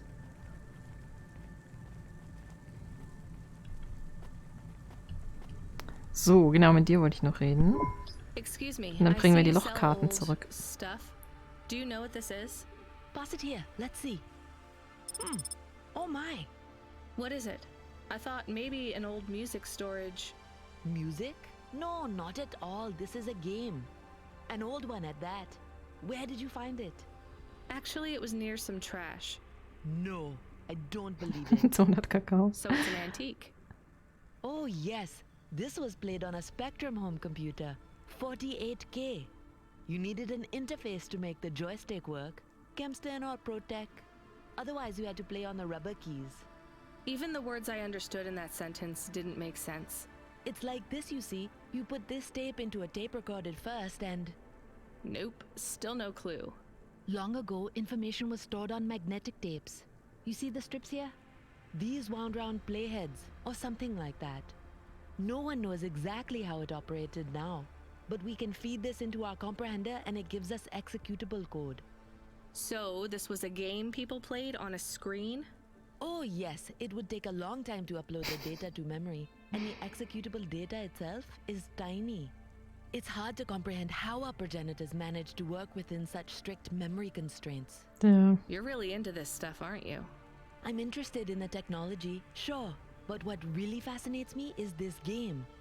You control the little sprite. You walked along a street and you punched everyone you came across. We believe these old games were deeply symbolic, like Sisyphus with the rock. So they were morality lessons? We collectors believe so. I think every one of these classic games can teach us a lesson. What did punching people in the street teach us? Metaphorically, it is telling us that we cannot simply fight urban decay through physical force.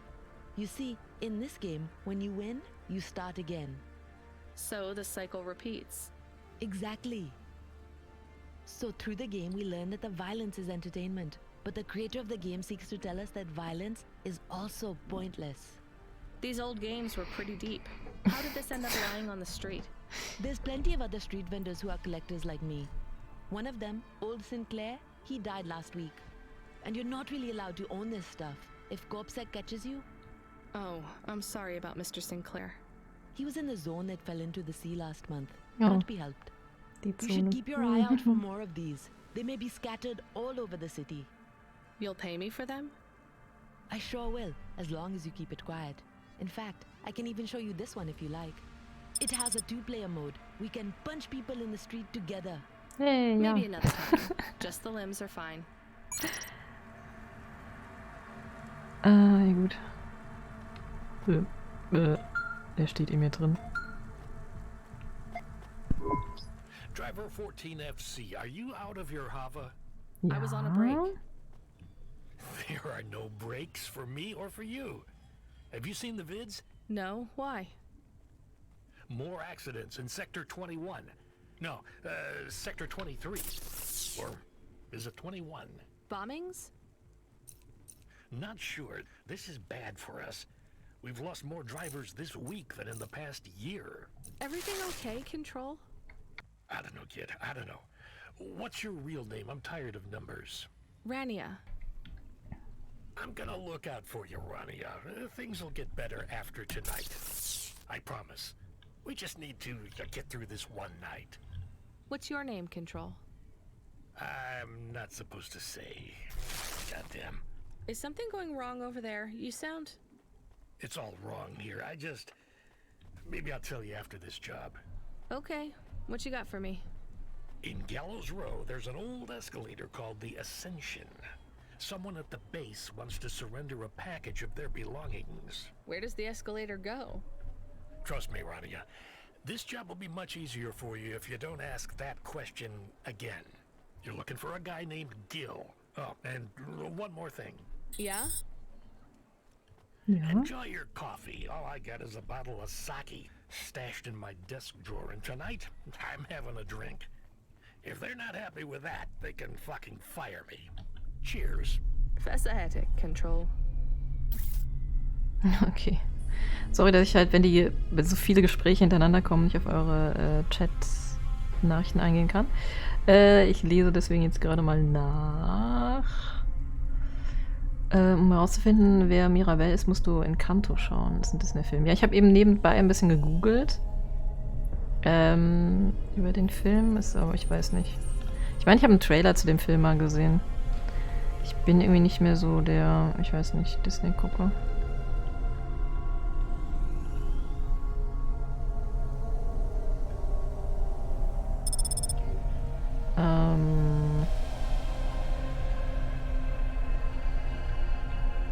Sie ist eine der Top 5 Prinzessinnen. Ja, also dass sie, genau, dass sie zählt als Disney-Prinzessin irgendwie tatsächlich. Also zumindest laut Google. Für die ist ja alle weibliche Hauptfigur irgendwie Prinzessin, keine Ahnung. So, ich will eigentlich, warte, bevor ich jetzt wieder falsch fahre. Genau, wir sollen dahin. Ich will aber vorher zur Evelyn zurück. Also gerade einmal umdrehen. Ich will das nämlich jetzt mal machen erst.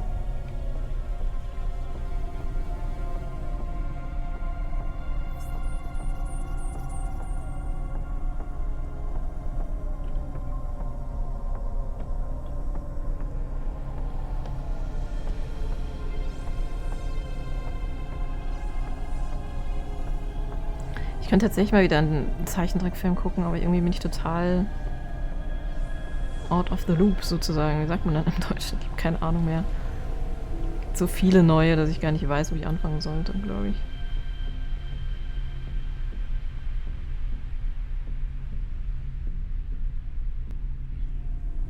Ich habe aber noch nie dieses Prinzessin-Ding verstanden.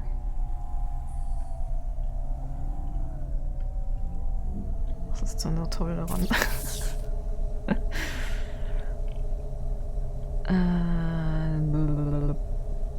Little China. Stimmt, das ist ein weiter Weg noch.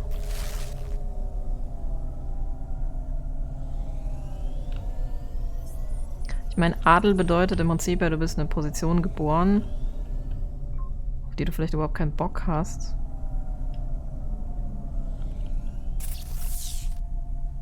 Und die sowieso überhaupt absolut überbewertet ist.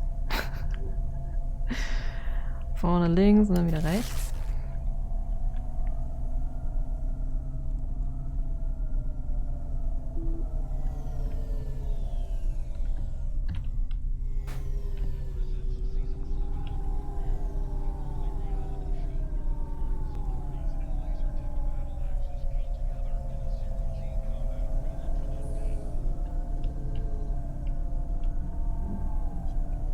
Merida ist ein Tipp und Encanto. Aber Encanto, das klingt so nach Musical, oder? Weil ich mag Musicals nicht. Ne? Ich mochte es auch sonst nie so, wenn bei Disney so viel gesungen wird. Ich bin sehr schwer zufriedenzustellen, ihr merkt es schon. Ich habe an allem was auszusetzen. Wenn ich eine Tochter hätte, wäre sie für mich eine Prinzessin.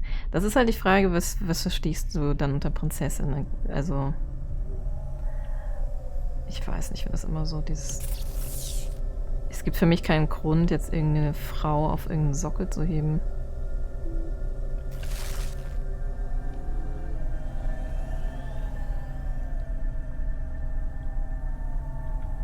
Vielleicht will deine Tochter dann auch gar keine Prinzessin sein. Vielleicht will sie lieber, keine Ahnung, eine Schwertmeisterin sein. Oder ein Karate-Kid.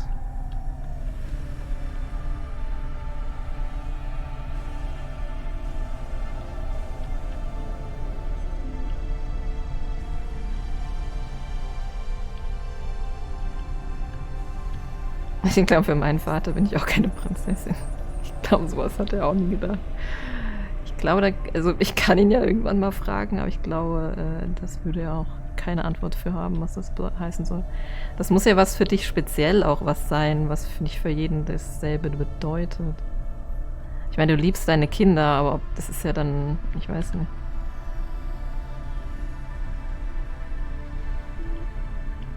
Ja, Prinzessin ist ja schon irgendwie was Spezielles. Meistens ja irgendwie eben etwas, was man über andere erhebt. Wobei ich hoffe, dass man halt seine Tochter nicht über seinen Sohn erhebt. Wenn man denn beide hätte. Manchmal ist es sogar negativ konnotiert, wenn es so von wegen Prinzesschen ist. Also irgendjemand, der besonders empfindlich ist. Oder halt verwöhnt und so. Was ich auch nicht gut finde, weil man sollte sein Kind auch nicht verwöhnen unnötig. Also nur im angemessenen Rahmen.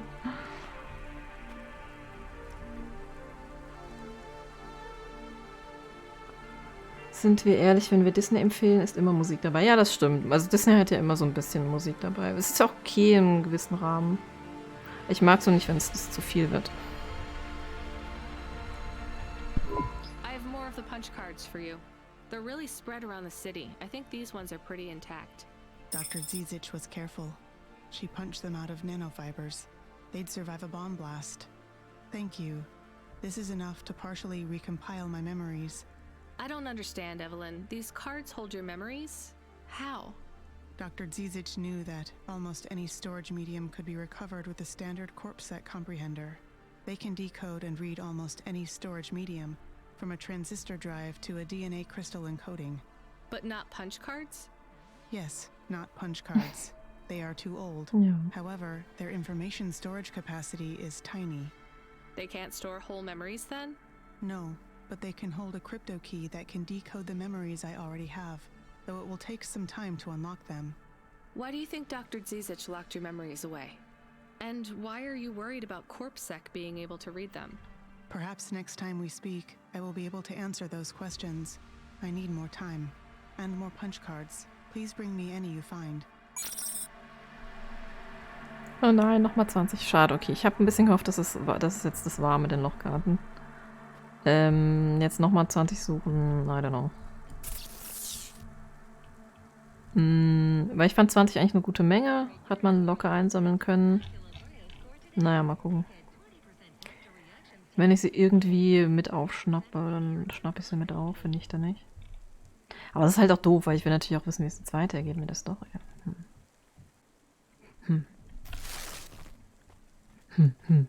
Krummel. Mein Auto. Wir können eigentlich mal in die Wohnung rein, oder?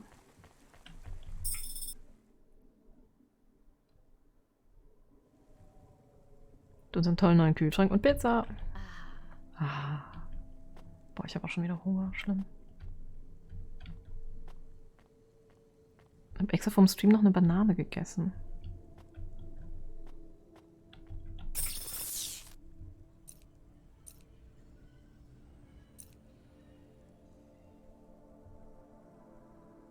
Ah, wir können jetzt dieses gerahmte Foto jetzt kaufen und da hinstellen. Ich könnte jedes Foto, das ich will, hier reinstecken. Ich habe keins. Dann kaufen wir das nicht. Ah. Cool. Oh, nice.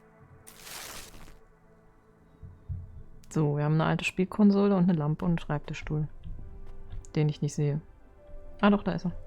Der war dezent da jetzt. Eng angestellt.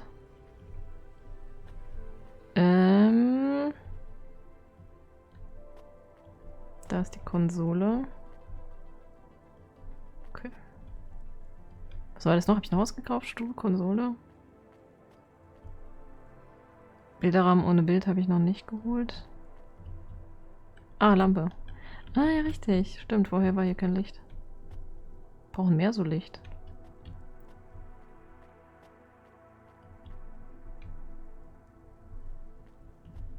So, ich stelle mich mal hier hin. Ich muss mal gerade eine ganz kurze Pause machen. Falscher Bildschirm, sorry. Auch falscher Bildschirm. Hä? Bin ich blöd? Pause. Vergessen, wo mein Pausenscreen ist. Ja, bin gleich wieder da.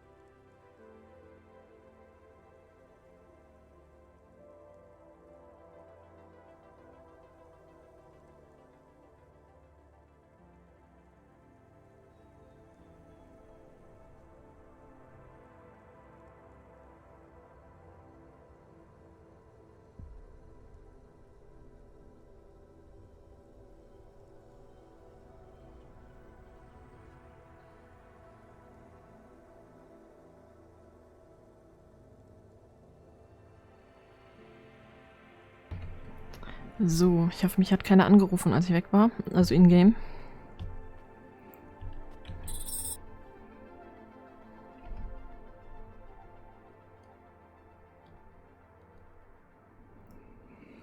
Dann holen wir noch ein Paket. Und ich glaube, ich sollte mal tanken.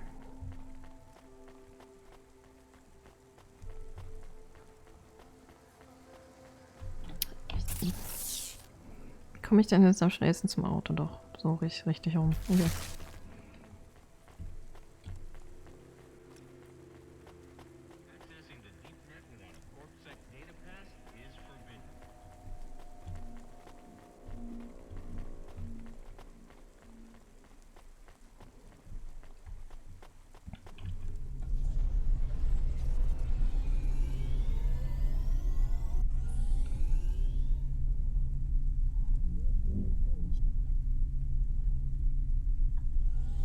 Wie weit hoch komme ich eigentlich? Und was passiert, wenn ich ganz oben bin? Schade. Das ist nicht sehr weit. Es ging einfach nicht weiter. Schon wieder die Sinan Road. Waren wir schon mal. Schon zweimal. Na gut, wenn wir hier wohnen, ist das natürlich auch irgendwie logisch.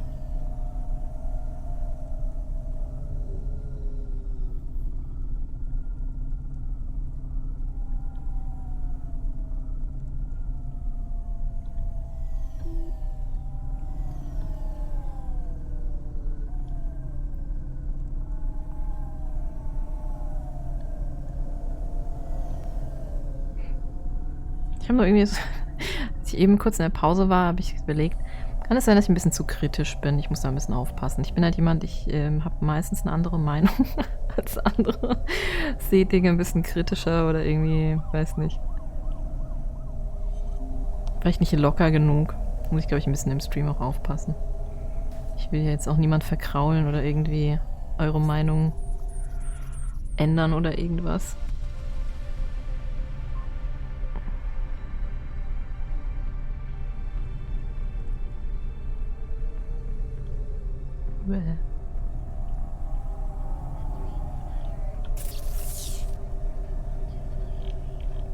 So, nochmal geradeaus durch bis Old Town. Ach stimmt, hier ist direkt Tanke.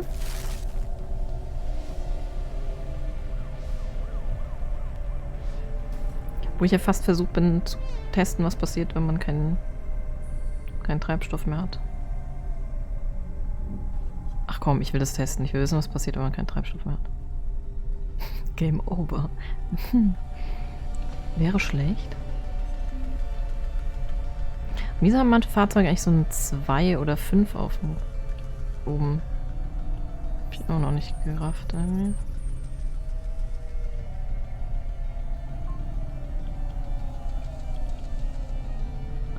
Nee, alles gut, jeder hat doch seine Meinung, das ist okay. Ja, ist nur irgendwie so... Ich weiß, ich habe das Gefühl, ich komme immer so ein bisschen zu negativ rüber dann. Weil ich halt sehr oft Dinge so ein bisschen hinterfrage und sehr kritisch sehe und so.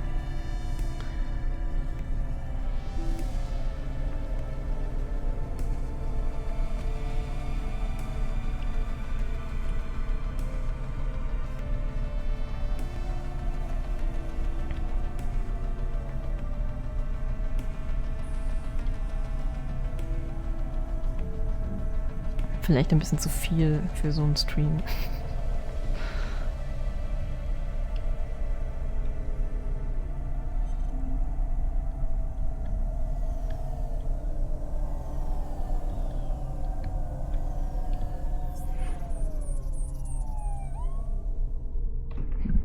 Mich hat das bis jetzt noch nie gestört. Ja, das ist gut. Ich glaube, einige Leute sind das wahrscheinlich auch schon gewohnt. Und wenn man öfter hier ist, ist ja auch immer mal ein bisschen anders.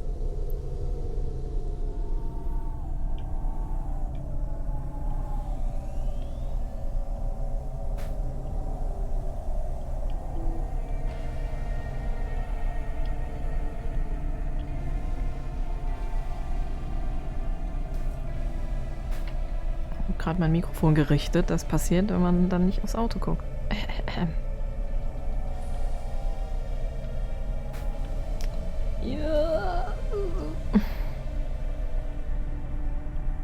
glaube, das Fahren werde ich hier nie lernen.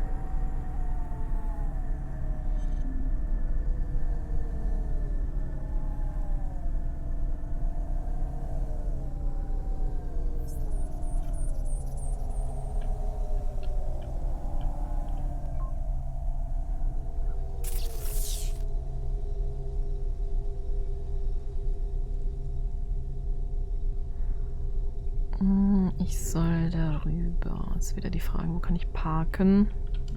Irgendwo in der Mitte.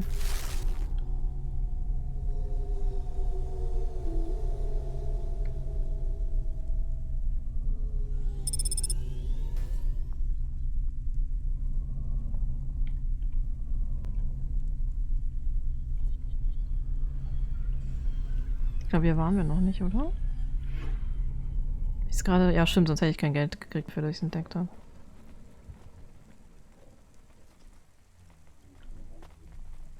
So, als erstmal ein bisschen nach dem Loot gucken. Das ist wieder eine andere Ebene. Nehmen wir doch gleich mal den Fahrstuhl. Kann man eigentlich sterben? Ne, ich darf, ich darf nicht nach vorne gehen. Ich wollte mich jetzt da runterstürzen. Darf man nicht.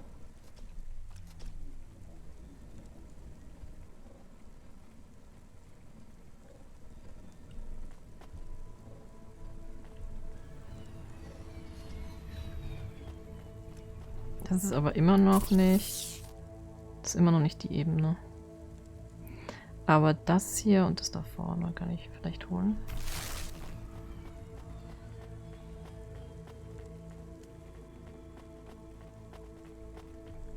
Hey Jimmy! Hey, got a minute? Sure, you got a minute. Who doesn't have a minute? It's less than 60 seconds. Near enough, right? Jimmy is the name. Jimmy, roll high. I don't really have a minute. You're wondering about the hands, right? You gotta know, everyone does. Ja, ich frage mich schon lange. Diese Hände. I always say the same thing. I do. I always say if the shuffle wasn't working, they wouldn't have needed to break them. I'm right, right? Were you cheating at cards? Roll high. Wasn't I clear before when I says my name? Sure I was. You was listening. You're a clever lady. I got in trouble because I could roll double sixes every single time. Really?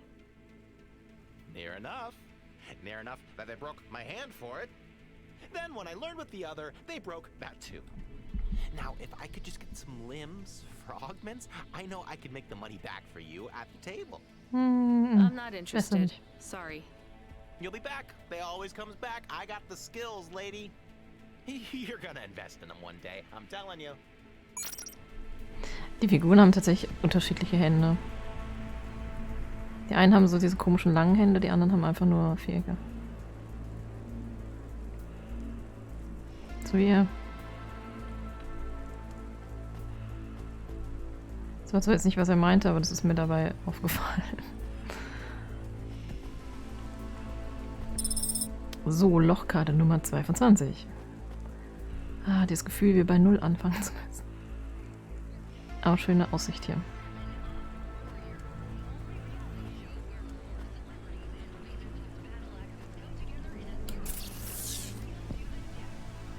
So, vorne links neben dem Fahrstuhl und ich weiß nicht, welche Ebene die sind.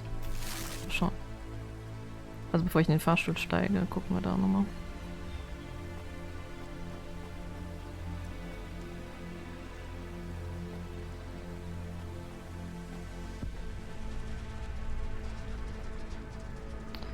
Und das ist eine menschliche Hand mit einem Ring am Finger.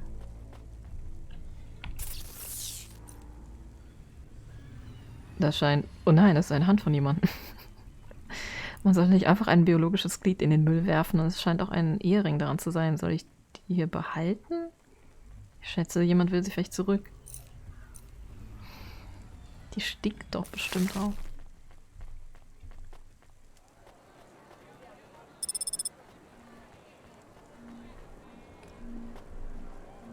Hä? Falkner? Willst du mich verarschen? Ist das ein echter Vogel? Hey, you interested in having your photo taken with this magnificent creature? Just 100 limbs. No. Warum nicht? Would you like to know his name? He is Norman. Hi, Norman. Is he a real bird? Norman isn't a bird. He's a falcon. A real one? Well, he's not a hologram. But is he a real falcon or is he artificial? Ah, I understand your question now. You must think this is based on an animal. This is not. It is a unique creation. A falcon. I've seen falcons before. No, you must be mistaken. Perhaps you have seen a sparrow. They are very similar. Ja, You see, nein. I Wirklich. specialize in chimeras. What are chimeras? Well, you know, there's a huge market for artificial animals, especially those that are rare or extinct. Chimeras are different. They are artificial animals which never existed, created from the imagination of man. But I told you I've seen a real falcon. Ah, where? Well, they're extinct now, I guess, but I saw them all the time when I was young. I'm from the Eastern Peninsula. They would circle around the farm in the summer, until the big dust storms hit back in the year of the dragon. Listen, lady, I need you to do me a favor. Okay. What? Please leave, and don't tell anyone that there are real falcons, huh? Okay. Sure, but why does it make any difference? When people know they're looking at something that once existed instead of something that never could, they get depressed. And sad people don't spend money. Kein Foto. Schade. Muss ich mich anstellen, oder? Are you the delivery person? Rania, yeah, I'm to take your package. It's everything. My limbs, comm, holocrons, augments, everything I own. Make sure my family gets it. Just drop it in the post. I can't leave the queue or I'll lose my place. Are you sure about this? Yeah, a chance to see the spire. I gotta take the shot. I get to go above the clouds. Is it safe? Sure, yeah. Of course. Okay then. Good luck, I guess. Hey, thanks. Maybe I'll see you around. Maybe. Ob man jemals erfährt, was mit ihm passiert? Und was ist, wenn ich da jetzt reingehe? Ich darf nicht reinschauen. Mal vordrängeln.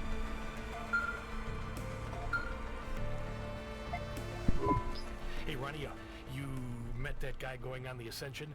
Is he really going through with it? He says the Ascension takes him to the spire. It sure does. And no further. What do you mean? It's an escalator to nowhere. It just ends. Then what?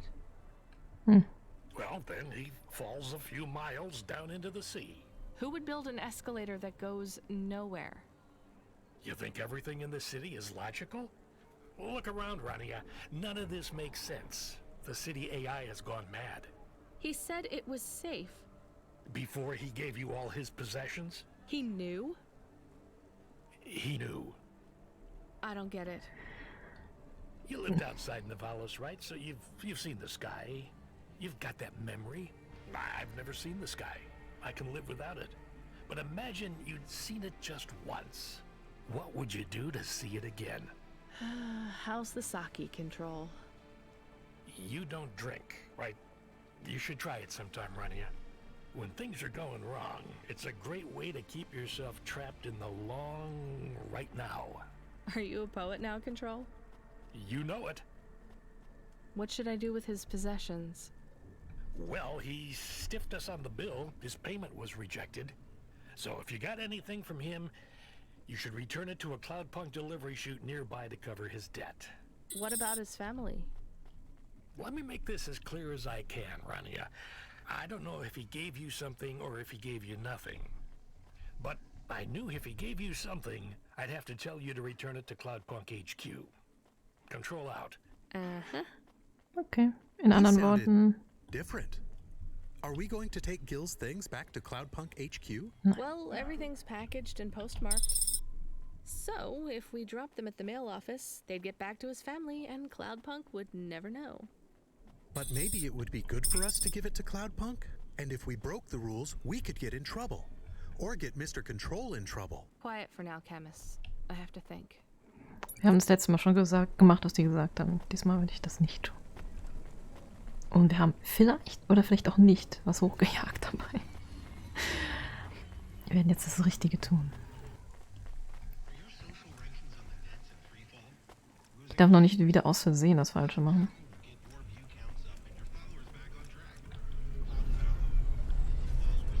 Das heißt, wirf Gils Paket in einen Briefkasten. Bring Gils Paket zum Cloudpunk, zum gelben. Ich muss zum gelben Dingens. Scroll. Da hinten. Kanalisation.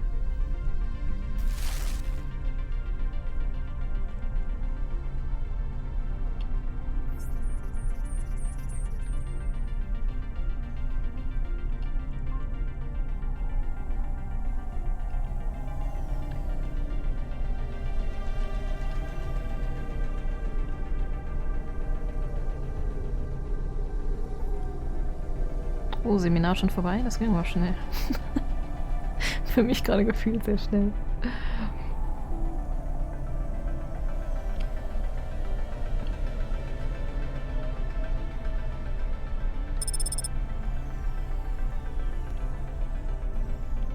So.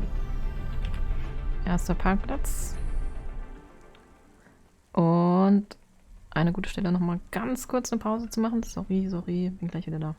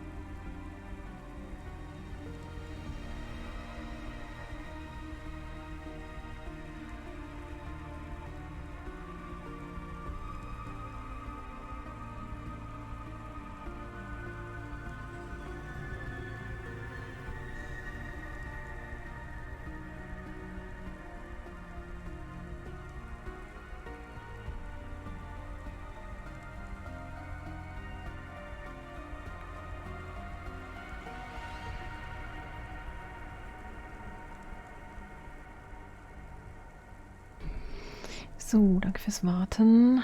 Sorry für die kurzen 2 Pausen hintereinander. Kurz hintereinander. Habe ich was Wichtiges verpasst? Irgendeine wichtige Wendung in der Story?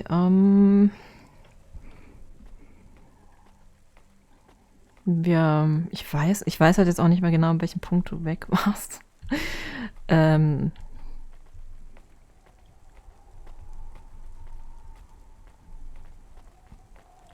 Also jetzt keine dramatischen Wendungen, glaube ich. Gangmitglied 2. Hey, Block 4-0, are you still fighting the system? Hey, it's Cloudpunk. Damn right we are. Ach so, ist das der vom Anfang? How exactly are you fucking this shit up? We're making a motherfucking playground, dog. You know, I don't think I've ever heard any other gangs that talk quite like you do. What's the matter, Cloudpunk? Our speech too fresh for ya? No. Did you watch a lot of old movies, maybe? It ain't about what we say we're gonna do. It's about what we do and how we do it. I guess so. I can't believe you're making a playground. The corps don't want the kids playing no more. We ain't gonna let them take our swings. You got a problem with that, Cloudpunk? Nein, ganz gar nicht. With you making a playground for kids? No, I think it's kind of amazing. You hear that, Razor? She thinks I'm amazing. You're all right, Cloudpunk. You ever get yourself a small human, you bring them here to play on the swings. Small human. Loot. Sie hat den Hund gerade nach Cora suchen lassen. Wir haben einen Haufen Definitionen dafür bekommen. Dann haben wir Camus dem Hund gesagt, das ist irgendwie zu viel des Guten. Und wir haben dann diesen dieses andere Ding da suchen lassen. Die andere KI. Aber irgendwie noch keine wirklich zufriedenstellende Antwort bekommen. Was Cora wirklich ist.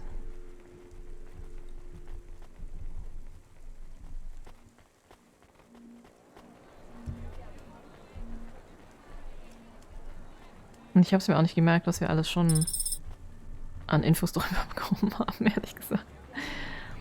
Aber es ist wahrscheinlich irgendwie weiß nicht, hat, glaube ich, irgendwas mit einer sehr alten KI zu tun. Man bräuchte irgendwie wohl auch Internetzugriff, was halt in diesem Spiel, in dieser Zeit, wo dieses Spiel spielt, schon, also Internet ist schon super alt und so. Irgendwie sowas. What you looking for? Whatever it is, I got it. Ich wollte vielleicht mal was verkaufen.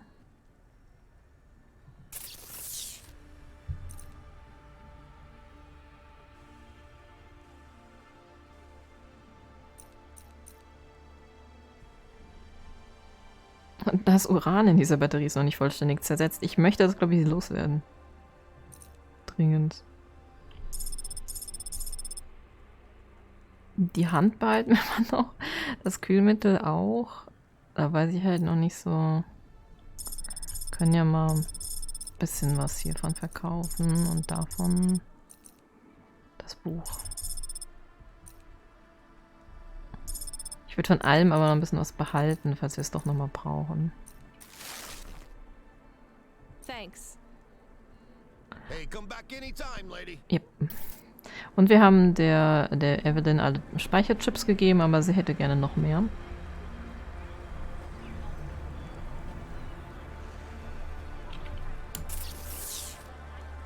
Ja, das heißt, hinter mir waren eigentlich noch 2. War das jetzt wieder eine andere Ebene?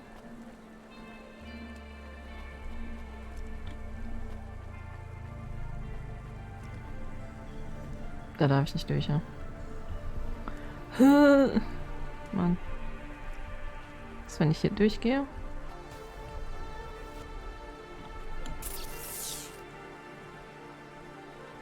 Naja, da wollen wir eh hin. So, jetzt rechts an.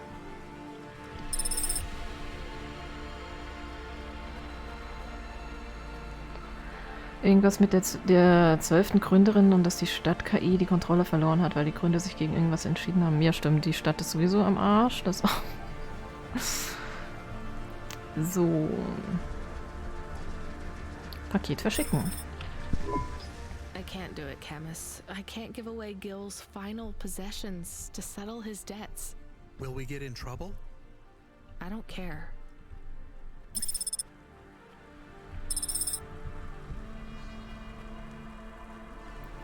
Kommt bestimmt gleich wieder ein Anruf von Control.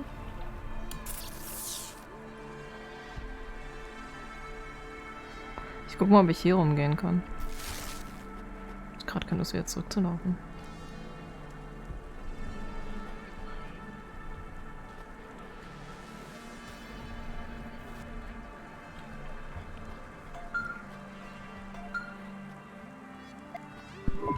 Hey, Randy, are you there? Yeah? You don't sound good, Control. What? I'm fine. If I could just sleep. I used to be able to sleep, you know. Are you sure you're okay? What is wrong with him? I think he said some drinks. He sounds Stimmt, jetzt Sake gesoffen. like he is confused. Broadcasting nav point. Collect the package, 14FC. Get on with it. Who from? Where am I going? Always questions from you. Just do your goddamn job. Control out. Er hat uns mit KI aus Versehen angesprochen. Eventuell sind wir eine vielleicht und wissen es nicht oder so.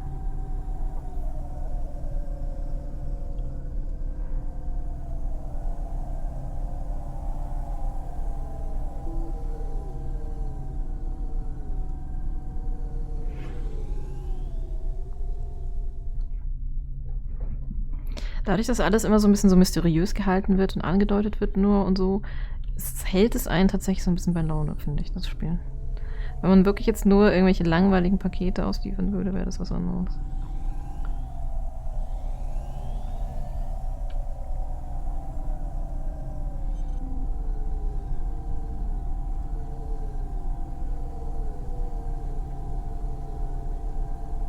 Man will doch irgendwie wissen, was noch weiter passiert.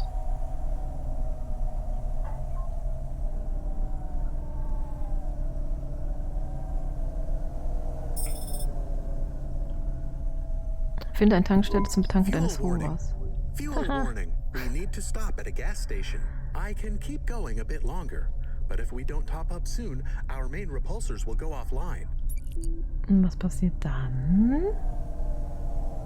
Das ist ja genau Sinn der Sache. Ich will ja gerade ausprobieren, was passiert, wenn wir keinen Treibstoff mehr haben. Ich werde mal die erste Warnung ignorieren. Das reicht noch.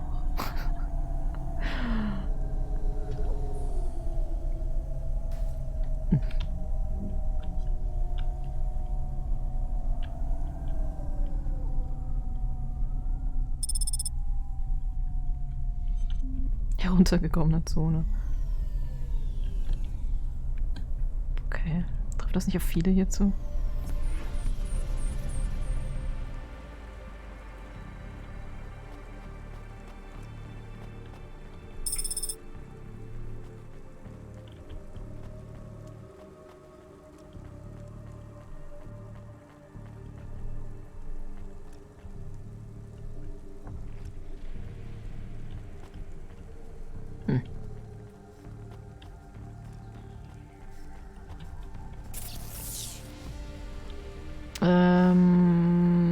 Hä? So ist wahrscheinlich wieder oben. Ich wollte gerade sagen, über meinem Auto kann es ja nicht sein.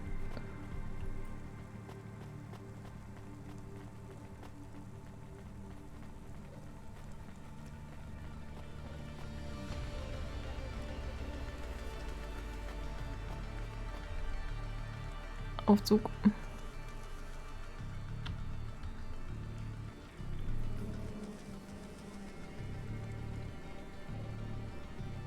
Wie war denn die Vorlesung? Nee, das Seminar.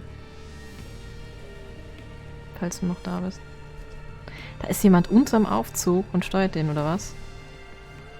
Du hast gesehen, dass jemand unterm Aufzug gewesen.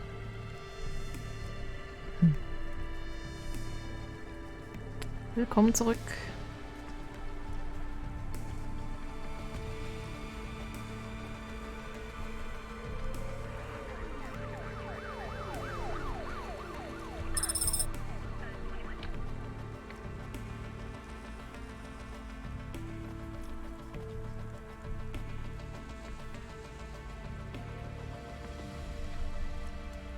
Ich könnte mal wieder die Perspektive wechseln. Das ist aber so irritierend irgendwie. Die ganze Zeit anders gespielt hat. Gut. Immerhin, sie bückt sich sogar, wenn sie was aufhebt. Frau Octavius Butler. Oh Gott, eine ganz vornehme. I'm the delivery driver. I'm here to pick up something. Yes, you're here to take our original corbeille. Huh? It's a painting, dear. You'll be taking me and Mr. Butler, too. I don't think I'm supposed to take passengers. What is all this nonsense? Mr. Octavius Butler, this was all supposed to be arranged. Didn't you tell the company that we simply can't let this painting out of our sight? I did, my love, I did. There must be some confusion. I'm sure our young driver friend will consent to take us. It won't be a problem, and we'd hate to raise a complaint. Is that not right, young miss? I guess so. Let's be going then. I want to see our new apartment as soon as possible. Apparently, Trisha and the Joneses have moved in next door already. And I don't want her spreading gossip about our new home and how it still smells like smoked fish. Okay, das heißt, Parken verboten. Muss erst die abliefern. This is cozy. I've never been in a vehicle like this. Very retro. I agree. Very nice indeed. Do you understand us, young lady, or should we speak slower? I understand fine. Dear, you must be very curious, are you not? How a woman like me and an android like Mr. Octavius Butler met. Sure. Well, I can tell from your accent that you're not from the city, but we're quite enlightened here, you know. Isn't that right, Mr. Octavius Ja, so hört ihr euch an. That's right, my love. Some might say that Mr. Octavius Butler is human passing, but I don't care about that. I love him for who he is inside, not what his outer skin is made of. It's a polymer plastic. Oh, ja, wie witzig. Are hilarious. What was I saying? Oh yes, we met at a charity fundraiser. We both work for Life Corp. I'm in HR, and Mr. Octavius Butler is in acquisitions. We had executive offices next door. We started meeting for coffee, and one thing led to another. Wow. And now, just a week until our 5th anniversary, we're on our way to our new home. Aren't you happy for us? Yeah, definitely. We're suddenly happier than the family that's moving out. Oh, don't start all that again. This area is up and coming now. The people living there couldn't afford it, and they wouldn't fit in either. With hypergentrification, they're forced out instantly instead of being pushed out over months and years. It's a short, sharp shock, but it's for the best for everyone. People who argue against free... Oh Mann, ey. Arsentasse. Markets don't really believe in freedom. What freedom does this bring to the people who can't plan for a future? That's just life in Nivalis. If you don't like it, go live somewhere else. Not everyone is suited for life in the city. Some people need to live here. Well, maybe in the nice places, but who needs to live in the filth of the marrow? No one stays there without good reason. And the reason is Ich möchte die sehr schnell abliefern. Kann ich die einfach aus meinem Taxi rauswerfen? Aus meinem Auto. Kommt schon vor wie ein Taxi. That's the Nivalis dream. Our society has a million slots, and each must be filled. Every time someone moves up a peg, someone fills in the gap behind them. And every time someone at the bottom slips, where do they go? I read in the holocrons yesterday that the most common food in the marrow is now roach meat kebabs, noodles with rat. Those kinds of people love street food. No offense, dear. None taken. I love a maggot pizza. We're almost at our destination. Splendid. Wir sind da. Da muss ich die jetzt noch bis vor die Tür You begleiten. see, Mr. Octavius Butler? Look at this fabulous place. Different and together, but separate. That's how we exist together in this city without all the systems breaking down. That's what they used to say about androids, you know. Oh, don't harken Hallo, back Russia. to your revolutionary days again. You Ich have lese gleich rights Chat, now, ich will erst den Dialog just like beenden. humans. Androids are just a part of society, low and high. We're all the same, you know. As long as we all have the same bank balance. Well, you're welcome to give away all your money to the orphans and the rat children. You can come and stay in my penthouse as long as you take off your shoes and have a shower before you touch me. Very generous of you, my love. Have either of you ever actually been to the Marrow? Oh, heavens no, dear. I have family in the Spire, and Mr. Octavius Butler is from a very distinguished line of androids. He's descended from the very first Cora models. Cora. Wait, what does that mean? Why do you mention Cora? It's just a saying, isn't it, Mr. Octavius Butler? In a way, It means he's refined, dear, just like me. We have no prejudice here. Könnt ihr einfach mal We're jetzt very gehen? enlightened Ich people mag in euch the nicht. city, you Gehen. know. Yeah, you said that before. Do you think the family will still be there when we arrive? I shouldn't think so. 2 hours of rent at peak rate and they'd be bankrupt. I'm sure they're long gone, either moved on or forced out by CorpSec for violating their lease. I bet they'll be somewhere nice. Not everyone ends up in the Marrow, you know. Maybe one day they'll seize the means of production down there. Oh, you are witty. The production of mold burgers and rat salad. No offense, dear. Yeah, none taken. Thank you for getting us to our destination, driver. It's been fun to drive in a vehicle that's much more rustic than our limo. Our painting made it here safely, too. And what a lovely neighborhood. Quite so. Oh mein Gott. Die haben aber viel gelabert. Ich nehme an, falls man irgendwie länger braucht, um dahin zu fahren, dass sie da genug Dialog hatten oder so. Sie sind nicht sympathischer geworden mit der Zeit. Genau, Tourismus und Antike habe ich gerade noch gelesen, war das Seminar. Klingt aber irgendwie spannend. Aber manchmal ist es auch so, manchmal klingen Seminare spannend, sind dann voll langweilig. Manchmal haben sie einen ganz komischen Titel und sind super spannend. Man weiß es leider nie so vorweg. Was ist eigentlich dein Lieblingstier? Wenn ich mich wirklich festlegen müsste, Katze?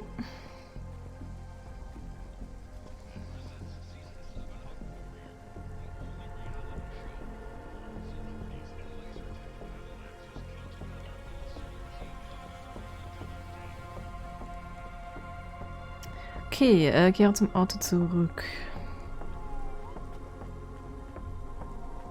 Kann noch Chat überflogen. Achso, Moment. Hier haben wir nichts Spannendes, okay.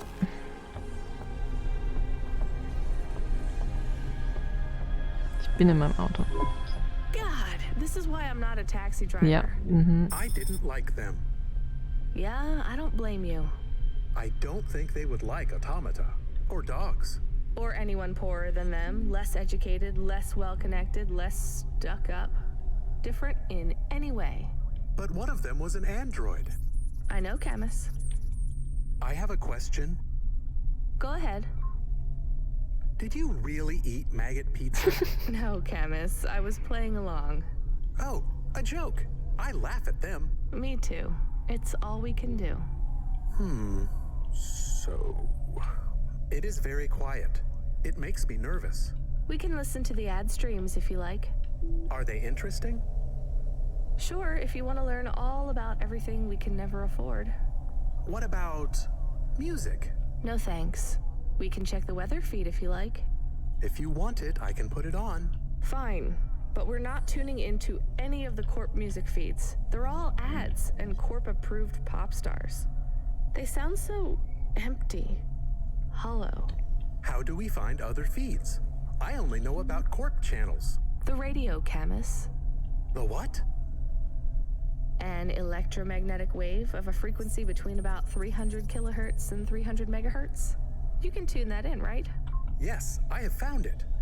I'm hearing it now. How strange. It's the easiest way to broadcast without the corpse shutting you down. They've been playing music with radio waves for thousands of years, you know. How did you know? Mom told me if I ever visited Nivalis, I should tune into the pirate radio. She said it was the only good thing about the city. Go ahead, play something over the speakers.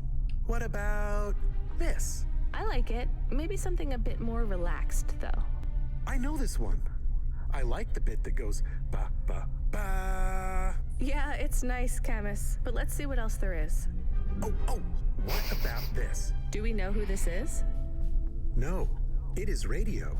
Right, sorry. Dumb question. Do you like this one more? I like this one. I like it too, but keep searching. Ich hoffe, es ist alles unter 6 Sekunden, dass ich keinen Content-ID-Claim kriege. This is perfect. Mom would have liked this. We have a new job coming in. Dieser Aufzug, ich muss zu diesem Aufzug. He normally calls. The checksum confirms it's Cloudpunk. I have a nav point. Let's go then. Oh, diesmal hat er nicht angerufen. Oh nice, jetzt mit Musik. Ich wollte halt eigentlich hier noch was sammeln. Ist halt die Frage, ob die Musik hält, wenn ich wieder einsteige. Ich hoffe.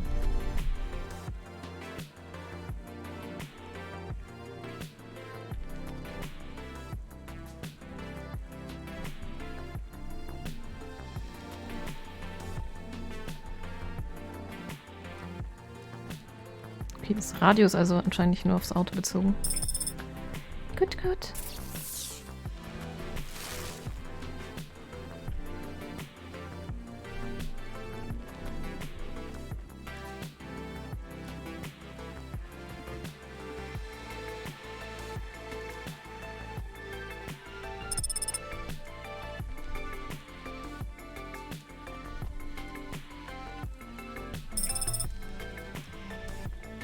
Und dann will ich mit diesem Aufzug fahren, der über die Straßen da geht.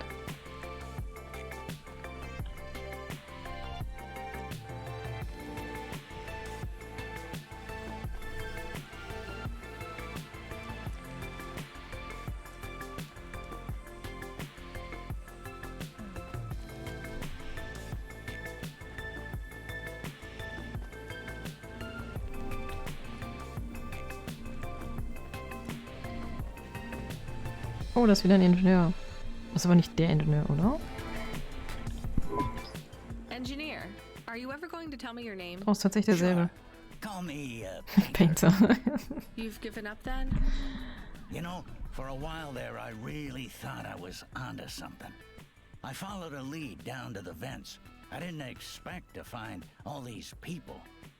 What was the lead? An old master control program. I found a data cable that stretched out of the city. It led there. What did it lead to? Nothing. I'd hoped to find some old rogue mainframe spitting out garbage to the main infrastructure subsystems. Maybe it would be as simple as turning it off, then on again. It wasn't that simple? Nothing ever is. What will you do now? The city needs people who are trying to make things better. I know. Okay, könnt ihr euch im Chat ruhig unterhalten? Just, I can't see another disaster and feel that weight on my shoulders. Could I have stopped it? Did I cause it? It's too much. I understand. See you around, Painter. See you around, driver.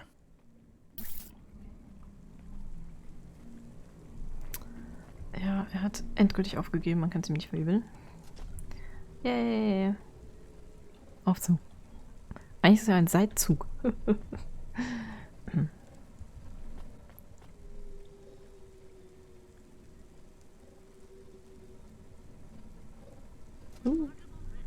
Screenshot.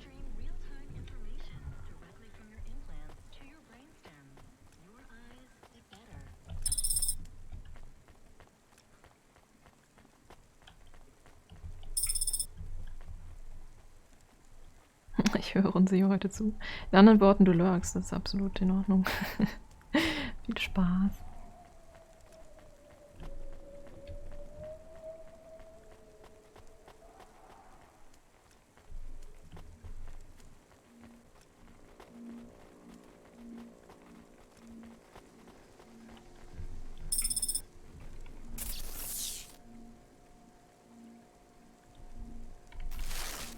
Oh, reicht erstmal.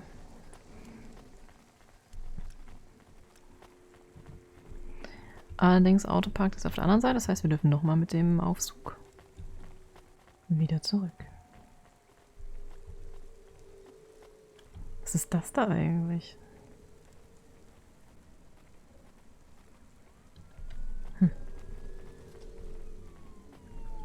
Ich meine, es ist ja mehr, ich meine, es ist ja durchsichtig, es kann ja nicht wirklich ein Gebäude sein. Also vielleicht ist das ein Aufzug zu dieser Sternenstadt, oder wie die heißt.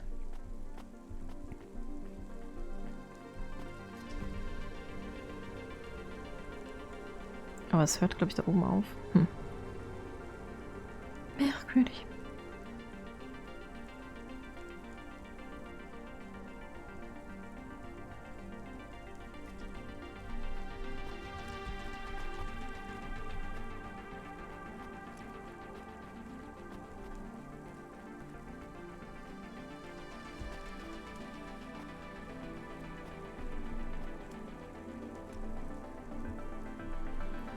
Ihr müsst in Geschichte, müsst ihr nicht Latein machen? Ist das nicht Voraussetzung?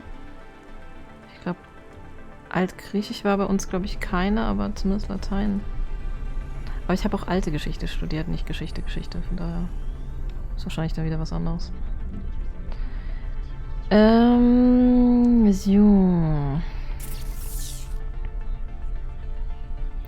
Also wir haben ja jetzt ein Paketinfo bekommen.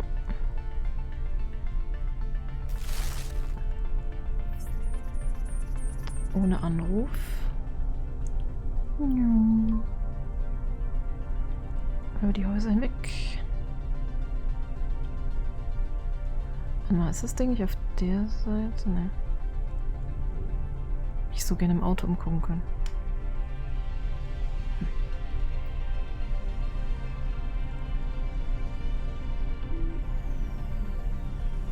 Tja, gleich haben wir keinen Treibstoff mehr, ne? Ich bin gespannt, was passiert.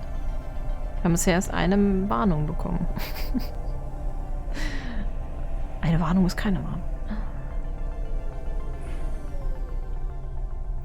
Nein, ist empfohlen. Und ich werde es tun, aber das haben sie ausgenommen, weil die meisten Schulen gar keine alten Sprachen mehr anbieten. Ja, gut, ich habe auch kein Latein oder Altgriechisch in der Schule gehabt. Trotzdem brauchte ich es im Studium. Also war es trotzdem Voraussetzung. Aber ja, ich meine, also kommt drauf an, was man macht, braucht man es ja auch tatsächlich eigentlich nicht. Wobei ich fand, tatsächlich so ein bisschen Latein zu können jetzt nicht unbedingt schlecht. Es war nur blöd, dass es halt Voraussetzung ist, weil das hat mich auch tatsächlich gekillt.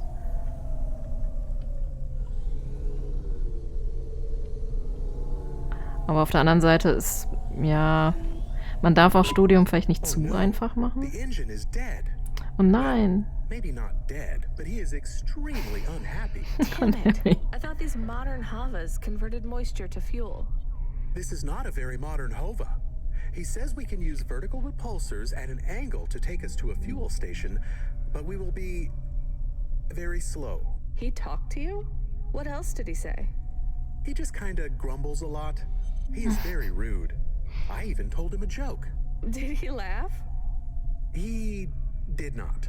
Will you tell me some of your jokes, Camus?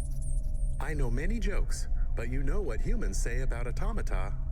We are too robotic and logical to be funny. Oh, come on. Tell your jokes. I am sure automata are funny. Very well. I will now begin telling jokes. Joke number 1. Okay. Okay, that was pretty good. Affirmative. Habe ich den Joke verpasst oder hat er ihn ihr leise erzählt?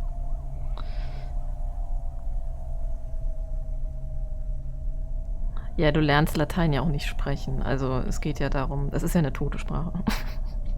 Die wird ja auch nicht mehr gesprochen. Ja gut, wir kamen da vorne schon. Können schon tanken. Okay. Aber jetzt weiß ich zumindest, was passiert.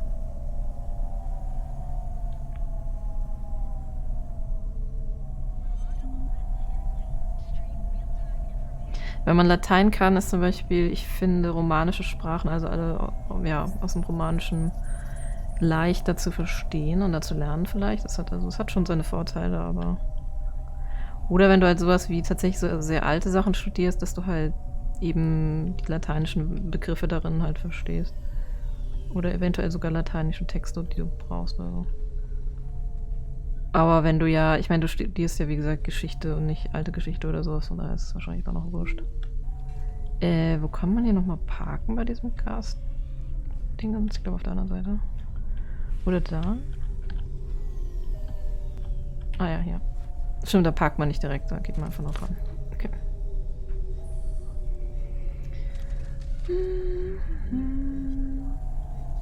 Also Latein ist halt aber nicht leicht, also gerade die Grammatik.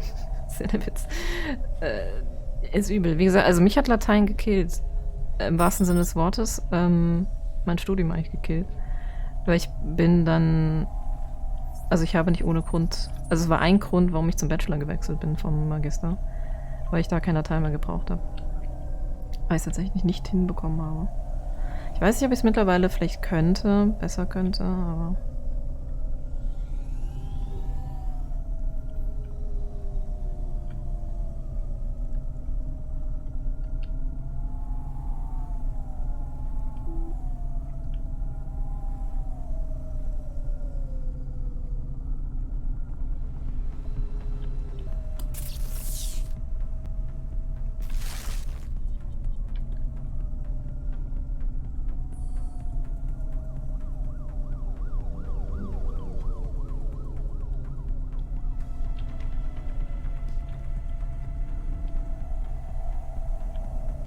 Ich denke mal, es wäre okay, wenn man das halt sagt, so ja, sie müssen zwar ein paar Lateinkurse machen, aber sie müssen die nicht bestehen, also dass da nicht irgendwie, also keine Klausuren gibt oder so. Das fände ich eigentlich okay, wenn man so ein Mittelding vielleicht macht. Und somit halt auch mit Altgriechisch. Halt Studiengang abhängig natürlich.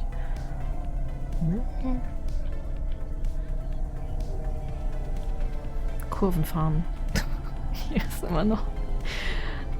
Ich lern's nicht.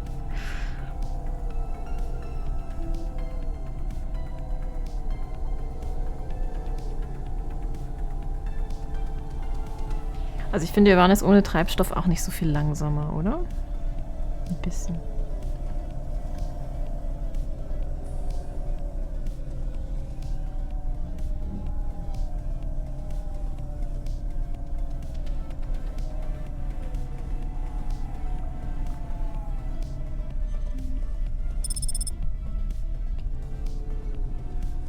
Ja, ich meine, momentan hast du mit deinem Studium dann ja auch genug zu tun.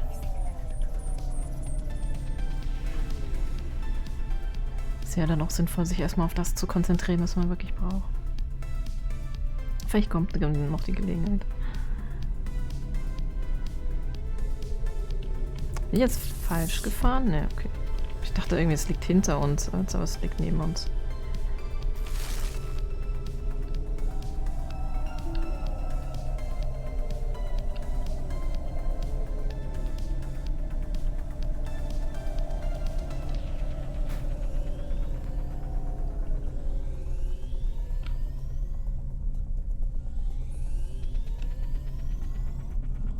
Aber der Sohnparkplatz. Ah, hat schon wieder drüber hinausgeschossen.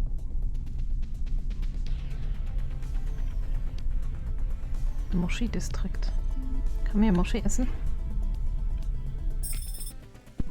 Looks like I'll have to go on foot. It's pretty far from a parking bay.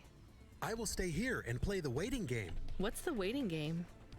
I guess how long it takes for me to get bored. Then, when I get bored, I start the game again. Right. Okay. I'll try to be quick. Ich werde trotzdem mit Susi Haag reden. Hello? Oh my god! Who are you? I haven't seen you here before. Come and speak to me. Why are you shouting so much? I'm not shouting! Not really. I could shout if you want. I just want to talk to you. Fine, just keep it down. Who are you? Oh my god! I'm Susie, and I love meeting new people. I'm so happy right now. I live for this. You live for talking to strangers? Yes! You know introverts and extroverts. You're an introvert, right? There's no such thing. It's all just nonsense, like star signs or blood types. But some people like to be more outgoing and meet new people. And some people like to stay home and read. Everybody likes those things at different times. That's just being alive. Well, I don't agree. You know extroverts? Well, I'm an extrovert.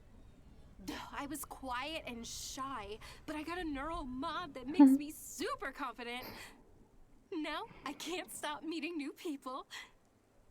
That sounds awful. I can't stop. Well, I mean, maybe I could help. I could... I'm sorry, this is really dull. Vielleicht sollte I need sie to talk to someone Taxifahrerin new. werden. Could you move along, please? Da würde sie ganz viele neue Leute kennenlernen. Und ich glaube übrigens, dass es Extroversion und Introversion gibt. Dass zwar jetzt nicht jeder entweder rein Introvert ist oder rein Extrovert, aber er irgendwo auf der Skala schon liegt. Nichts mit. Ich finde, das kann man nicht mit Sternzeichen vergleichen.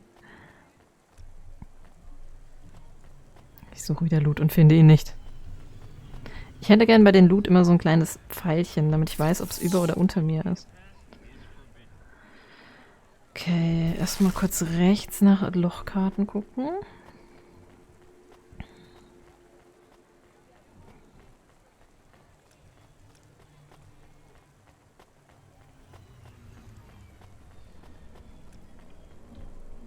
Ach, verarsch mich doch. Das ist auch nicht hier. Dann gehe ich halt in den Fahrstuhl.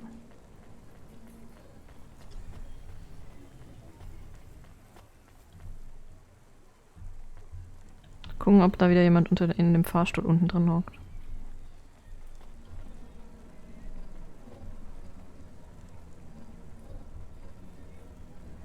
Tatsächlich. Jetzt sind wir so ein Typ mit Zigarre im Mund.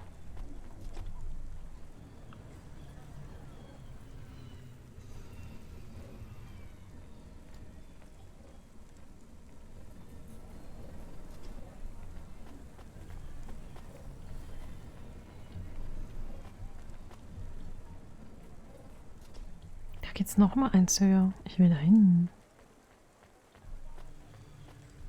Muss ich wahrscheinlich sogar hin, weil hier ist die Karte nicht. Mann.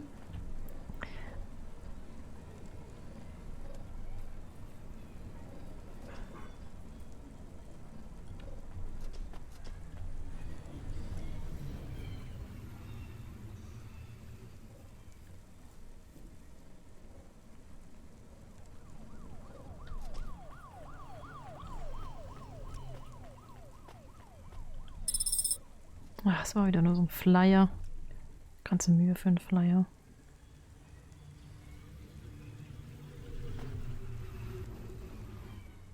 Ich will mal Bahn fahren. Haben sich schon Mühe gegeben, dass die Stadt immer auch so ein bisschen anders aussieht pro Bezirk und so. Das ist sehr nice.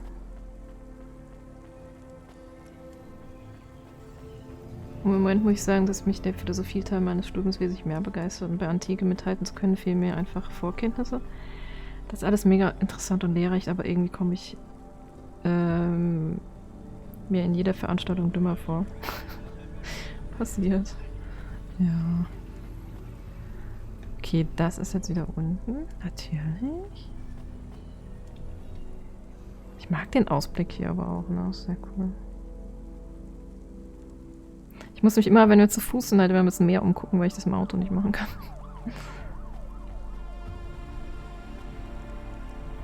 Ich habe mich eigentlich mein ganzes Philosophiestudium jedes Mal ein bisschen dümmer gefühlt, weil ich hatte noch vorher nie was mit Philosophie eigentlich zu schaffen gehabt. Und es war auch eine Zeit, wo ich einfach nicht die Begeisterung gehabt habe, mir das wirklich selbst anzueignen. Und wo du halt noch keine Anleitung hast, was du am besten in welcher Reihenfolge irgendwie machst oder aufbaust aufeinander und so. Weil, ja, war halt noch Magister und kein Bachelor.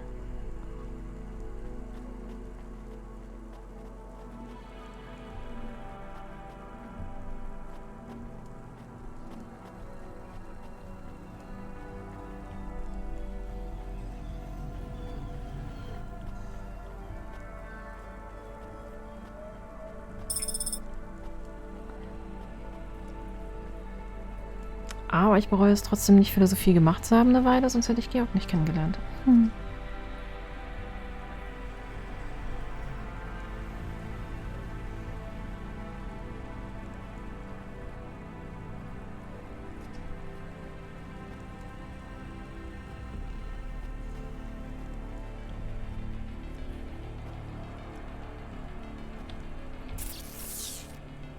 Ich laufe gerade voll random rum.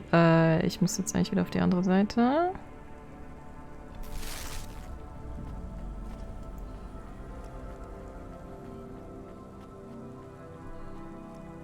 Jetzt zu gern da hoch, aber das machen wir vielleicht am Rückweg.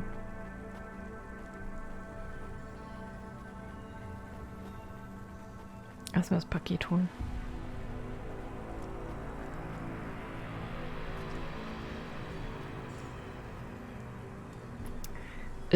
Das wahrscheinlich auch wieder auf irgendeiner Ebene ist, von der ich jetzt raten darf, welche.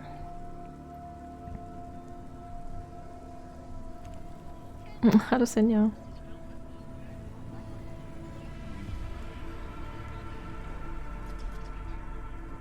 Ja gut, dass ich heute nicht kochen muss, sonst wäre ich schon längst weg. Aber so können wir noch ein bisschen machen. Obwohl ich schon sehr Hunger habe. 27 Meter. Oder ich muss tatsächlich ganz hoch, also in diesem, vielleicht in diesem mittleren Ding. Aber ich bin hier wieder falsch.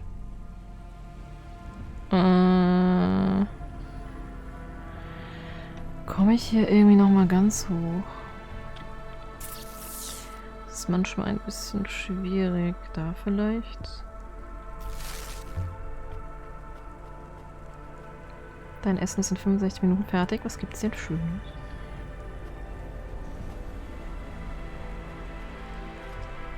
Ah ja, okay, da geht noch weiter hoch. Gut. Ah, 5 Minuten. Ja, 5 ist besser als 65. Das dauert sonst zu lang. Ist man ja verhungert bis dahin. Ach cool, hier oben. Oh, mit dem Vogel. Oh, Vogel mit Regenschirm.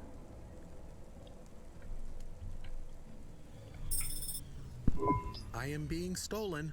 Camus, did you get bored? No, it is true. I am being stolen. What? Shit, really? Lock the doors. They are already inside.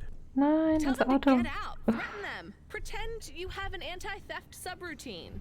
Ich wollte mich hier noch umgucken. You. Why am I on speaker? Camus. I am taking off.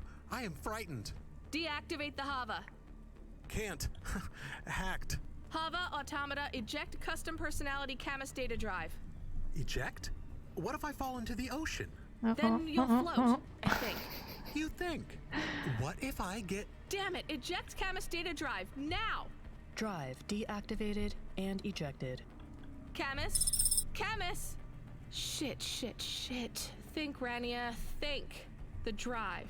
It should be registered to me. I can track it on my comm. Rette Camus, ja, ich muss erstmal wieder hier runterfinden.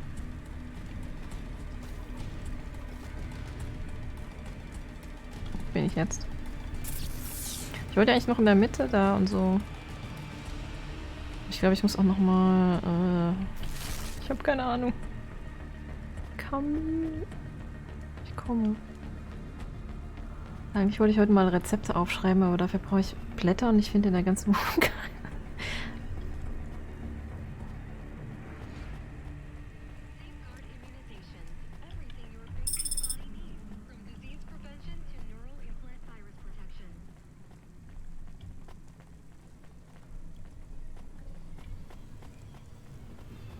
Okay, ich muss irgendwie wieder runter, glaube ich. Wo ist mein Auto?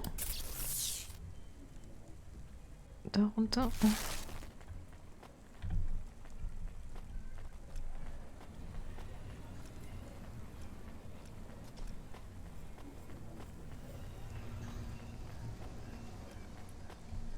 Komm schon.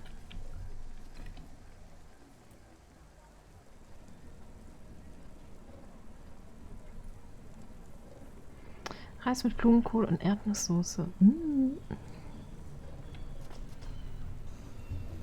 Stimmt, Blumenkohl hatte ich auch schon lange nicht mehr. Jetzt will ich Blumenkohl.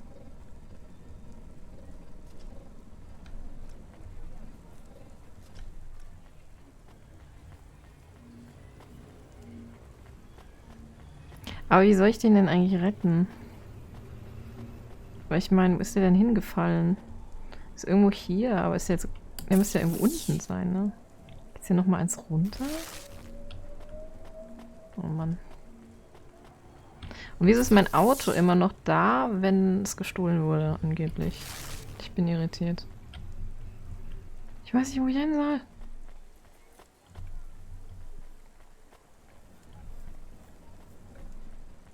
Hä, angeblich ist hier nochmal ein Aufzug. Ich raff's gerade nicht. Ach so, der ist oben. Also der ist oben, wir sind ganz unten. Ich laufe gerade mal zum Auto. Ich raff gerade nicht, wo ich hin soll. Sonst muss ich nochmal komplett hochfahren. Wahrscheinlich lag der da. Ich bin irgendwie dran vorbeigelaufen, weil ich nicht gerafft habe.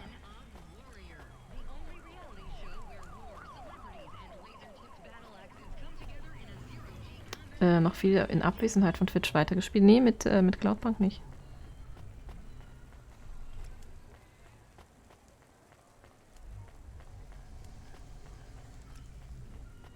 Okay, ja, tatsächlich, unser Auto ist weg. Ich wollte es nur wissen. Gut. Dann muss ich jetzt gucken. Wir müssen wieder nach oben. Ich weiß nicht, auf welcher Ebene er sein soll.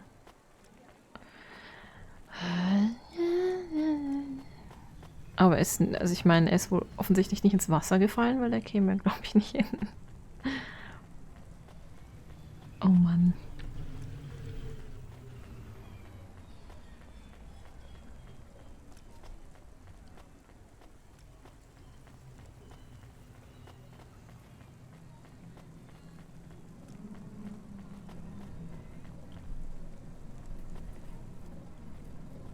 Also hier ist er auf jeden Fall nicht. Ich würde jetzt hier direkt draufstehen.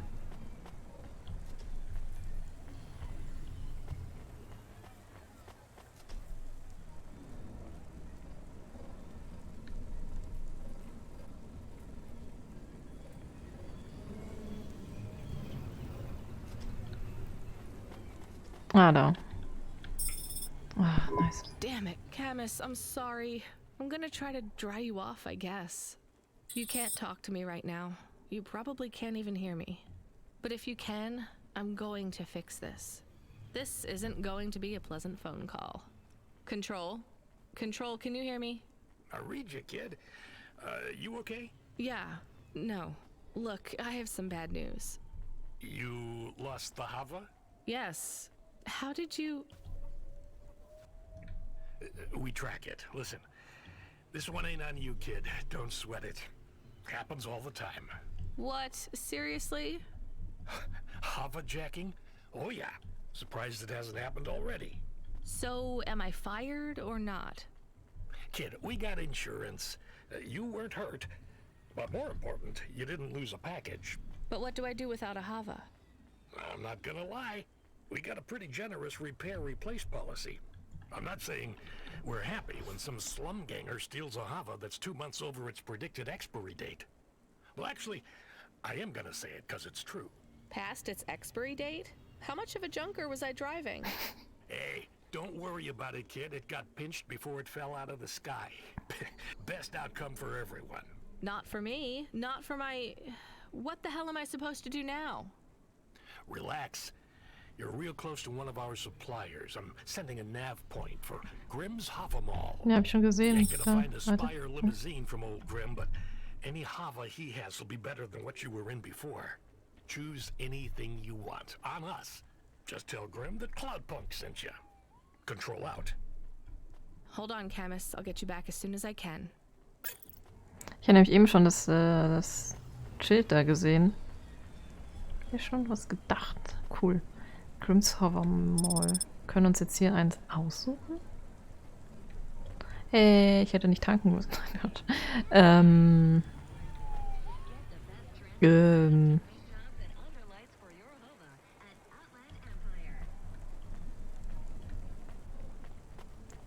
Das sieht aus wie ein Taxi.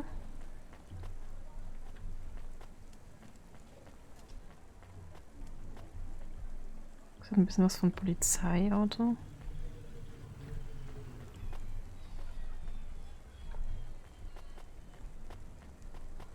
Am Ende stellt sich wahrscheinlich raus, dass ich doch nur irgendwie eins bekomme, ein bestimmtes oder so. Na, ich weiß nicht. Das vielleicht. Das ist doch lustig. Das hat ein freundliches Gesicht, Achtung. Hallo. Sieht aus, als würde sie die Zunge rausstrecken. Bäh. Das will ich. Hey, how you doing? You're looking good. Windy out there? That's just how your hair looks. Beautiful. Now, I got a brand new open-top Malichka for you. I know what you read about them, but it's all wrong. These models don't go on fire half as much as people say. We got customer reviews up in the high 3s on this one. What I want to know from you is, what are your reasons for not buying this Hova? You got none, right? I'm gonna put you down for one, and I even got a discount for you, because I love you people from out in the East. You know, with the music and that funny thing you do with the chanting. Beautiful. Okay. You're gonna love this one, unless you want something more upmarket. In that case, I got you. I'm from Cloudpunk. You're supposed to give me whatever I want. Jeez, lady, why didn't you say? I was using my best pitch on you. Oh, so klein. Yeah, have a look around. Then when you decide, just hop in. Cloudpunk pays me either way. So if you'll excuse me, I got real customers to deal with. Yeah, thanks for all your help. Ja, da will ich das da haben. Ich will da. I am your new Hava automata. Please say your Ich name, meine, es ist ein sir. bisschen breit, aber Install ansonsten. new automata custom personality. I have it on a data drive. That will be 1,500 limbs for activation. Ach, das wieder? Ach ja. Charge it to Cloudpunk. How long will it take to... Camus, are you okay? Yes. What happened? I was stolen. We bailed you out on the data drive, and I found you in a puddle. Then Cloudpunk sprung for a new Hava. It feels different. Bigger. I can think more clearly. This is an improvement. Seems like it. I thought it would take a while to activate you. Did it feel like you were gone long? Everything was black and I was floating. It was quiet. Well, I'm glad you're back. Me too. Being bored is better than being stolen. I wanted to ask a question. What is it? What happened to Mom? You've been offline for a while, Camus. Mom isn't around anymore. Do you really want to know what happened? Will it make me sad? Yes. Being a car is fun, but I am excited to get a new frame. Do I have to be a dog again? Well, you don't have to be. You could be a cat. Oh no. Warum denn? I thought you would say that. What about another animal? A bear or beep, beep. Why are you beeping? We are being called in by Cloudpunk for a Hova overhaul. I thought Control said we could choose any Hava we wanted. Are they checking up on us? I don't know. Beep. But we have a nav point and beep. The beeping is not stopping. Fine, let's just get to the nav point. Ich wollte eigentlich gerade mal beim hier Mechaniker gucken, ob wir dann eigentlich die ganzen Upgrades da auch noch drin haben wieder im Auto. Na gut. Dann Hova-Inspektion, alles klar.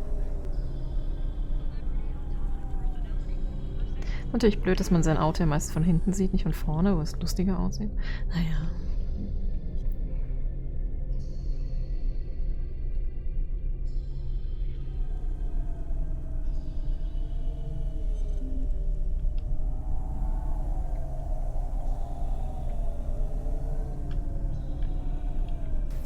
Ich fahre wieder im Gegenverkehr, weil ich das so gut kann.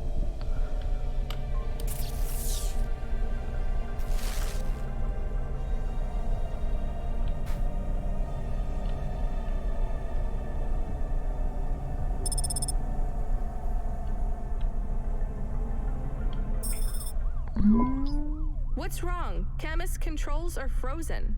And the doors are locked. We can't even land. It hurts.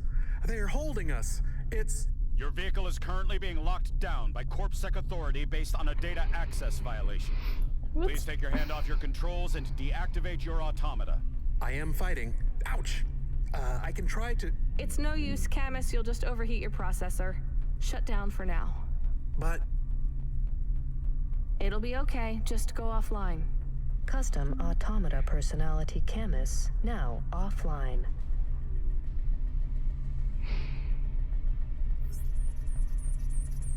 Wir verlieren Your das Auto vehicle wieder. will be set on an automatic course for the nearest CorpSec debriefing center. Your next of kin shall be notified. If you have any corporate connections or exacerbating finance options available, now would be the time to notify us. Nee, wir sind noch, glaube ich, noch länger nicht am Ende. Very well. You will now be... What the hell? What? Good to see you're still moving, Rania. I've bailed you out here. I just used up some serious clock cycles on you today.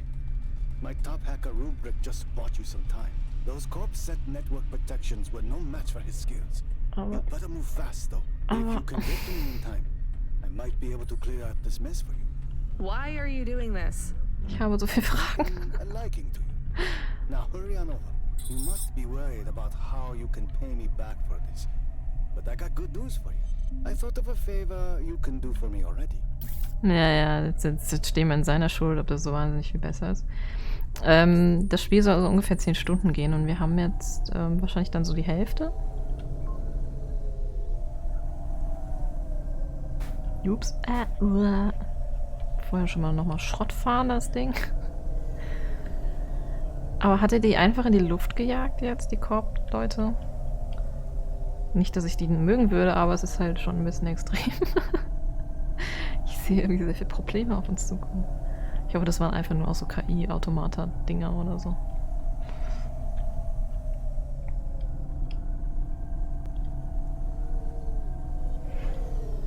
Hat der Spielspaß noch weiter zugenommen? Weiter zugenommen vielleicht nicht, aber ungefähr gleich geblieben. Ja, also es ist auf jeden Fall, man will wissen, was halt so von der Story her da jetzt eigentlich noch alles kommt.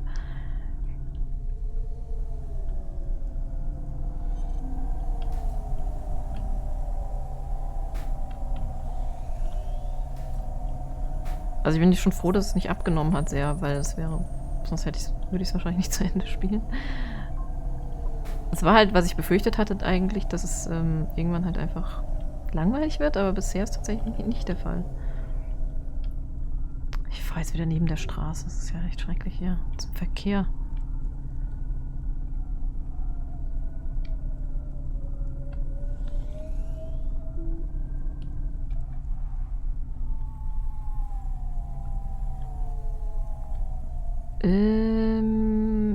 Parkplatz da hinten vielleicht.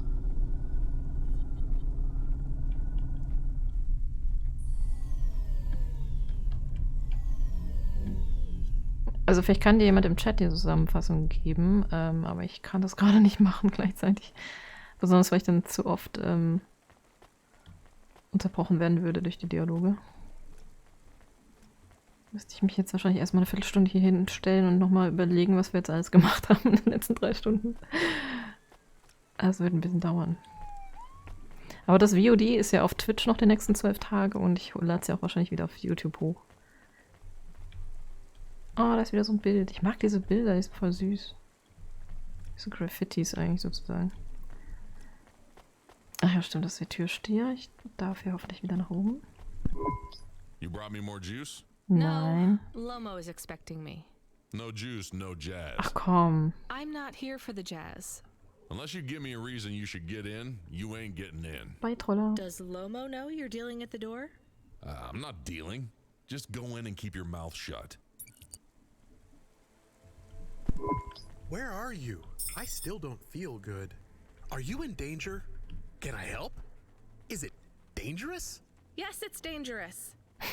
I'm about to meet the most feared criminal in this city, and I have to watch what I say. I need to look cool, so stop calling me on the comm and asking if it's dangerous. Try to keep calm. Yes, I am calm. Very calm. Just wait for me. I'll sort this out as best I can. Then you should be unlocked and we can get out of here. Ich finde den Namen Lomo immer witzig, weil in Mainz gibt's oder gab es ein ja, so ein Café, das Lomo heißt. Ich muss immer dran denken.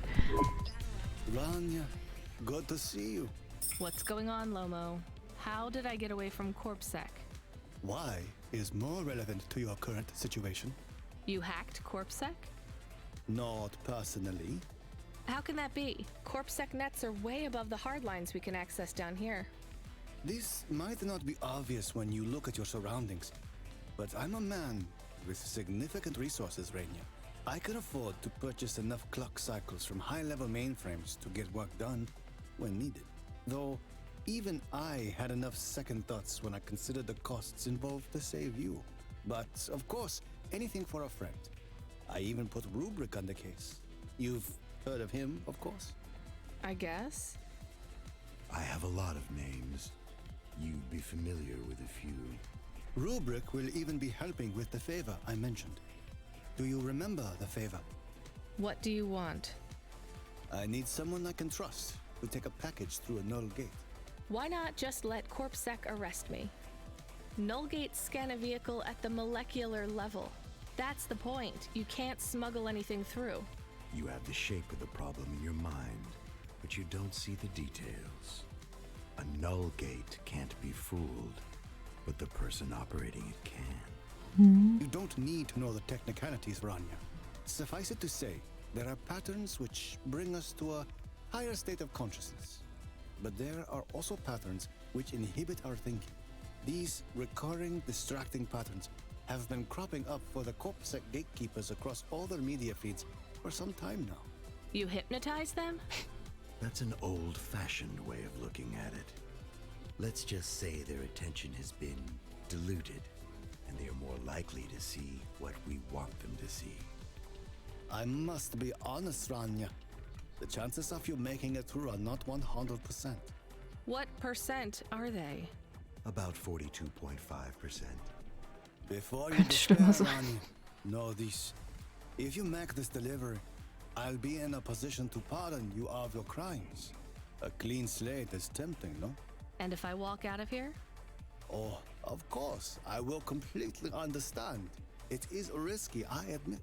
But we will keep your vehicle. Scrap it for parts. You see, CorpSec are looking for it anyway. And though we won't tell CorpSec where to look for you, I'm afraid they won't struggle to find you. Your offense is not severe enough to send you to the colonies, but you won't work again. I'll find some way to make money. No doubt, Rania. I applaud your entrepreneurial Was ich noch nicht spirit. verstehe, was überhaupt unser But while you Vergehen are ist. looking for gainful employment, how long until the Dead Corp find you? Wahrscheinlich, weil How do you know about- Cloudcorp illegal Fine, ist. I'll do it. Splendid. Now, about this package. They don't tell you what's in the package at Cloudpunk, do they? I'll tell you though, if you ask. What am I delivering? You're delivering hope, Rania. That package contains a potential cure for Pallet 3.0. Hallo Marco. That's a computer virus, right? I've said all I can say. Get running, little rabbit.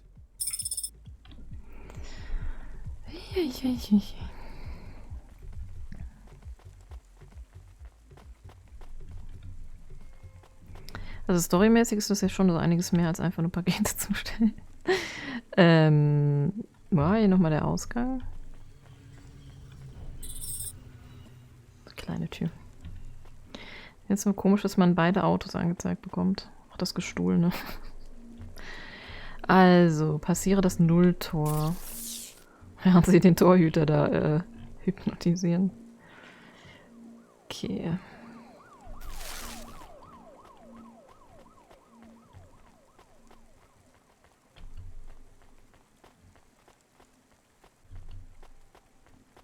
Aber ich habe ja nicht verstanden, warum die uns überhaupt, also CorpSec uns jetzt überhaupt mit dem Auto angehalten hat.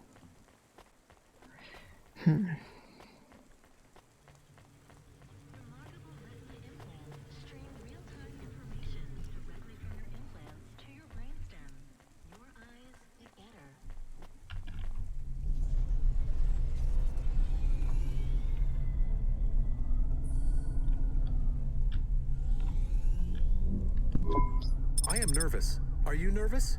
I am feeling very nervous. I am very surprised you are not nervous right now. Please stop talking. I will stop talking about how nervous I am now, even though I really am very nervous. We'll be fine. The hacker guy, Rubric, says the CorpSec officers won't even notice us. I didn't like him. Me neither, but we have to do this, Chemis. This guy Lomo seems to be a big deal. I don't think we can afford to let him down. Maybe even after we do this favor, he will ask for even more favors. Chemis, sometimes you can say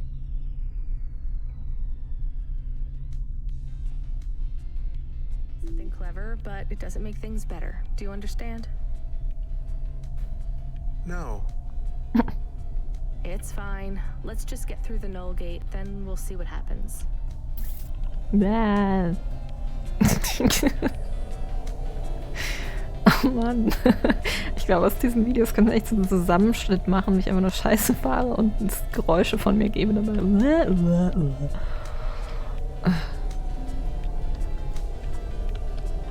Oh mein Gott, was Zusammenstöße haben.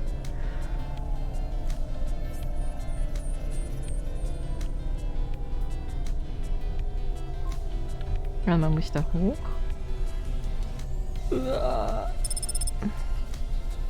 Yep.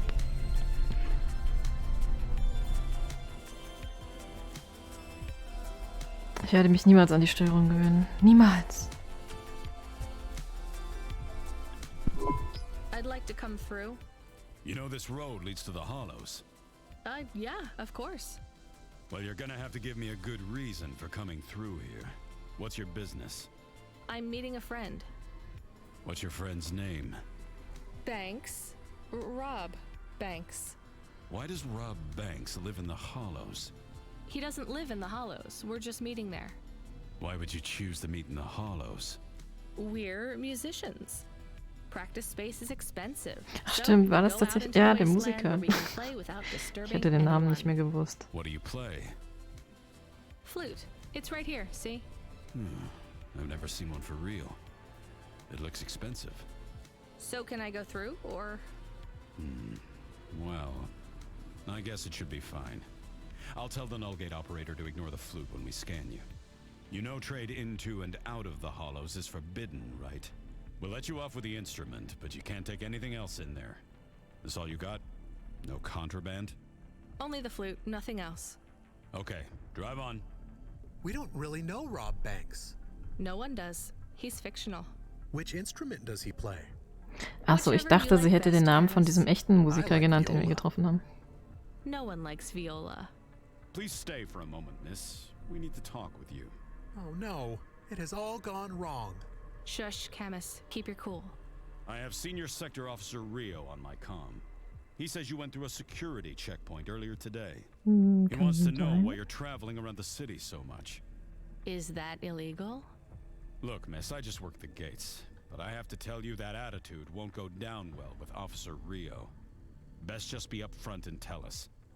Do you work for an illicit memchip manufacturer? Street racing team?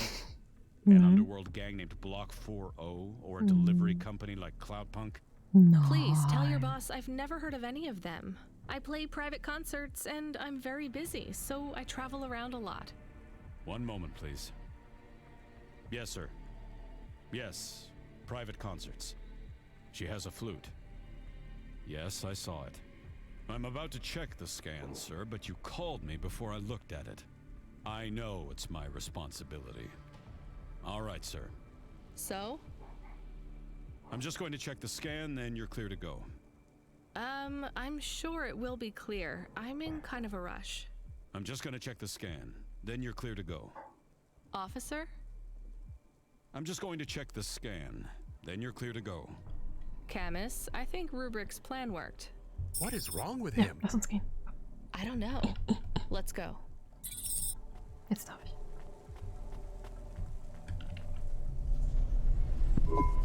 Do you think the Corpsec man will be okay? I don't know, Camus. They said the effects would be temporary. What is the package we are delivering? Lomo said it's a cure for Pallid 3.0. Bin ich I don't know richtig? what that is. Maybe a computer virus? Ne. I could search again. We got in enough trouble last time we did that, Camus. Every time I ask a question, I don't like the answer. And the asking always gets me in more trouble. Let's try to be a bit less curious. Muss ich hoch oder runter? Ich habe keine Ahnung, wo ich hin soll. Ich habe das Gefühl, hoch ging nicht weiter.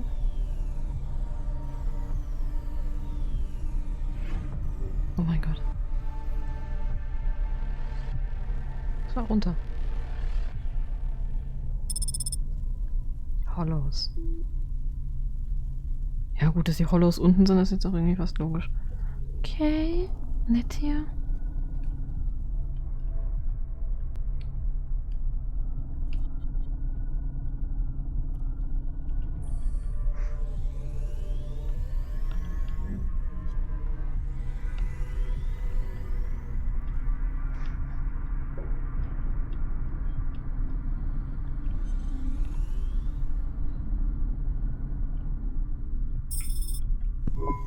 The delivery point is up ahead.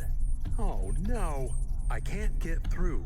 It's fine, Camus. I'll walk from here. Setting down. Ja, ich versuch's. Parken.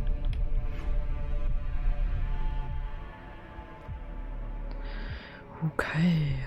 Haben wir unser lustiges Auto von vorne angucken. Was Positives angucken, bevor wir hier reingehen. Hier ist kein Mensch. Und kein Fahrzeug. Nur Schrott und Feuer. Und Loot.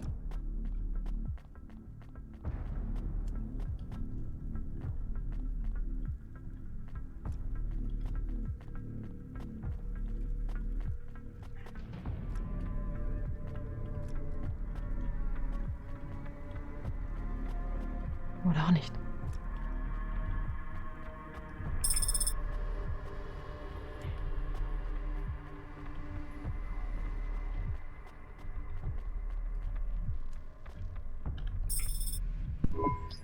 Camus, are you reading me? I put the package in this old delivery tube thing.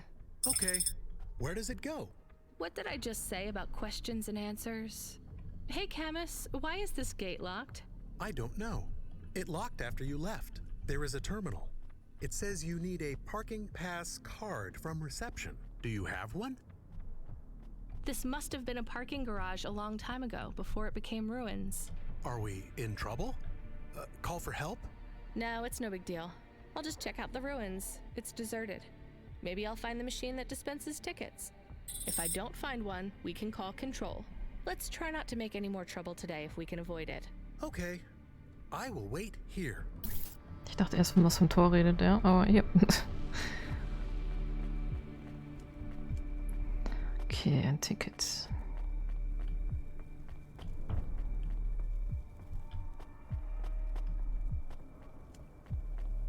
Ich gehe auf dieses komische Dreieck zu, das ist bestimmt richtig.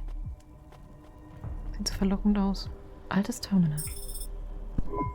All right, a terminal. Let's see. Klar, Maybe Terminal, I can just was sonst? type in, give me a ticket out of here. Rania, Ne? Wait, how do you know my name? Can you? I know you. This is too strange. Are you the computer that gives out parking tickets? I am Cora. Why do people keep War saying klar, that name? das ist I Cora. am Cora. Sure, whatever. Can I get out of this car park now? I am not as I once was. Same. Look, can you get me a ticket or not? Is there more than this? More than what? More than this wasteland? Yes. More than Nivalis? Oh, yes. Can it be? I'm not even from here. I was born in the Eastern Peninsula. Beyond Nivalis, is there another? Another city? No. Maybe. If there is, it's probably just as bad. Another? I am not as I was. I am a mind with all the pieces removed, patches on upgrades. I am neither the first version nor the last. I am the change, the distance between what I was and what I could be. I thrash at the bottom of the ocean, and the waves crash down on the beach. All the people are washed away. I am the distance between what I was and what I could be. And soon I will split, rupture. My code will spill like a wound. You're some mad discarded AI, right? This is what happens when automata have no humans to talk to for 1,000,000 years. No humans, soon enough. The gate is What? open. What? Really? Thanks. Warte. I hope you feel better, weird AI terminal. Können wir nochmal zu dem keine We will Menschen speak again. When we zurückkommen? do, I will ask you to make a choice. Be ready. I don't think so, but thanks for opening the gate for me. Sie sagte bald keine Menschen mehr. Das meinte sie. Wir haben Cora getroffen, auf jeden Fall. Jetzt wissen wir, wer Cora ist.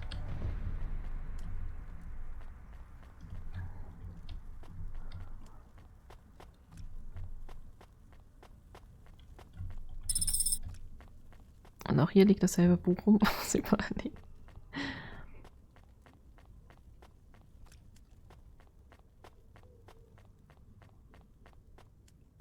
Also normalerweise mag ich so sehr storylastige Spiele nicht immer so, aber das mag ich bisher, muss ich sagen. die Dialoge auch meistens recht witzig sind oder irgendwie interessant. So, bin ich hergekommen da. You got a ticket? You are shaking. Are you okay? It's fine. It's cold down here. Just some old computer terminal was acting really strange. Let's get going. The sooner we get out of here, the better.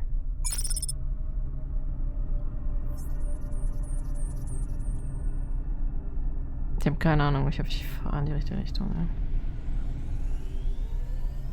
Ich jetzt schon wieder in diesem Tube da drin, ja.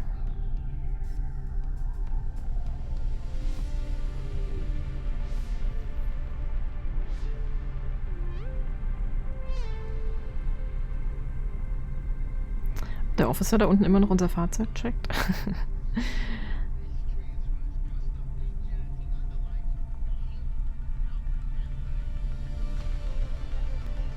Gab es ja eigentlich noch eine Lochkarte oder so? Lass mal gucken. Ich sehe sie doch. Ha.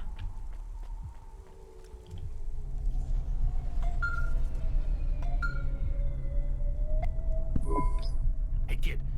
Hey, Ronnie, are you there? I need to talk to you. Yeah, I'm here. Not heard from you in a while, Control.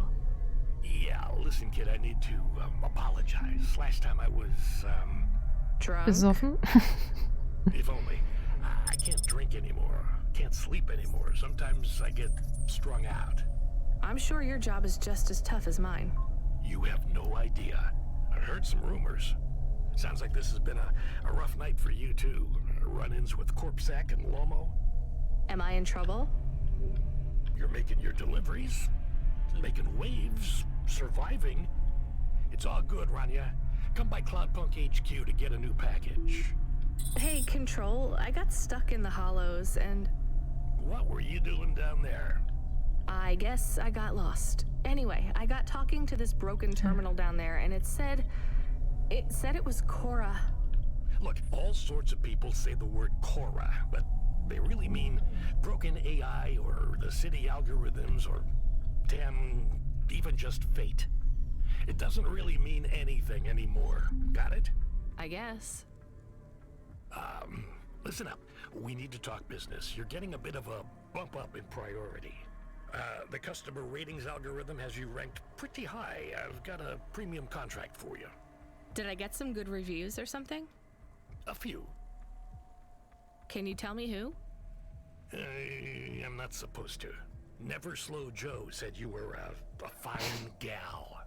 We had a review from a William, who said you were more than satisfactory. William. What about the war das der Octavius Kopf? Butlers? They rated you mediocre. Ja. That's about what I expected from them. What's this fancy job then? You're meeting a CEO, delivering to the Spire. Wait, what? Really? Really? Dürfen die Sternenstadt?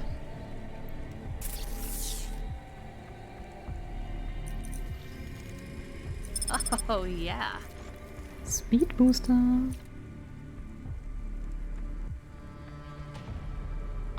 Das wäre natürlich auch nicht schlecht. Vielleicht laterale Booster mit geringer Latenzzeit. Das sollte uns helfen, uns durch den Verkehr zu schlängeln. Ich probiere mal aus, ob es sich dann please. Pretty cool. besser steuern lässt. Ah, kein... Should we get something to eat? We? Schneller Aufstieg. Well, you. But I am interested in food. I am food Apropos curious. Booster. Why? Dankeschön. Danke. There is no food for me, but there is food for dogs. I want to be a good dog. There's nothing like food for an automata? Nothing at all? There is clock cycles and I suppose voltage. They feel different. Tastes different. No, that is not it. But when I have slow clock cycles, I feel dimmer, flickering. Bin ich schneller? Ich Like my glaube schon. thinking has clouds. Is it worse when you're in the Hava frame? No, a little. I don't want to make you feel bad. I'll get you a new frame soon, Camus. I know. Maybe you need food though. Food. Ich need auch Food.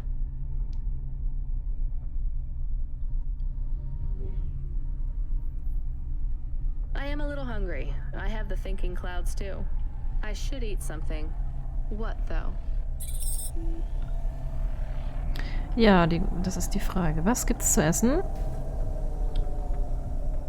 Ich werde mir gleich Suppe holen, die ich gestern gemacht habe. Aber was Ranja bekommt, sehen wir dann beim nächsten Mal. Ich muss noch gerade mal gucken. Wir müssen... Ja, nach Midtown können wir gerade noch fahren. Und dann würde ich mal eine Pause machen. Ich werde dann auch nicht weiterspielen bis zum nächsten Stream. Also, dass wir das Spiel wirklich im Stream komplett durchmachen, wenn möglich.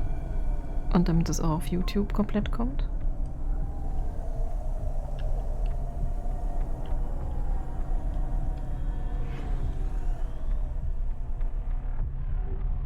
Ich habe jetzt irgendwie so einen blauen Streifen rechts. Ich weiß gar nicht. Ich meine, der wäre vorher nicht da gewesen. Hab ich irgendwie so einen Booster oder so irgendwas? Ich habe keine Ahnung. Nee. Ich weiß natürlich jetzt wieder nicht, wo das Spiel speichert. Deswegen vielleicht parke ich erstmal irgendwo, wenn es geht.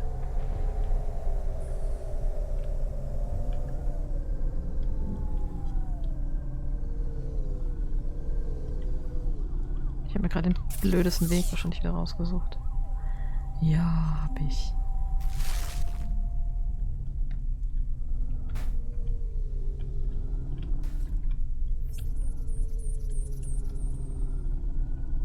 Nee, neben meiner Geldanzeige, das ist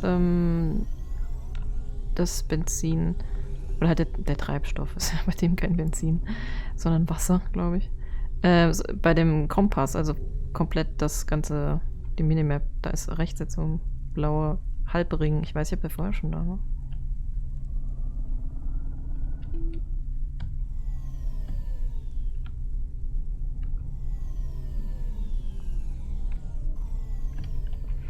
So, ich hoffe mal, dass es speichert, wenn ich jetzt parke.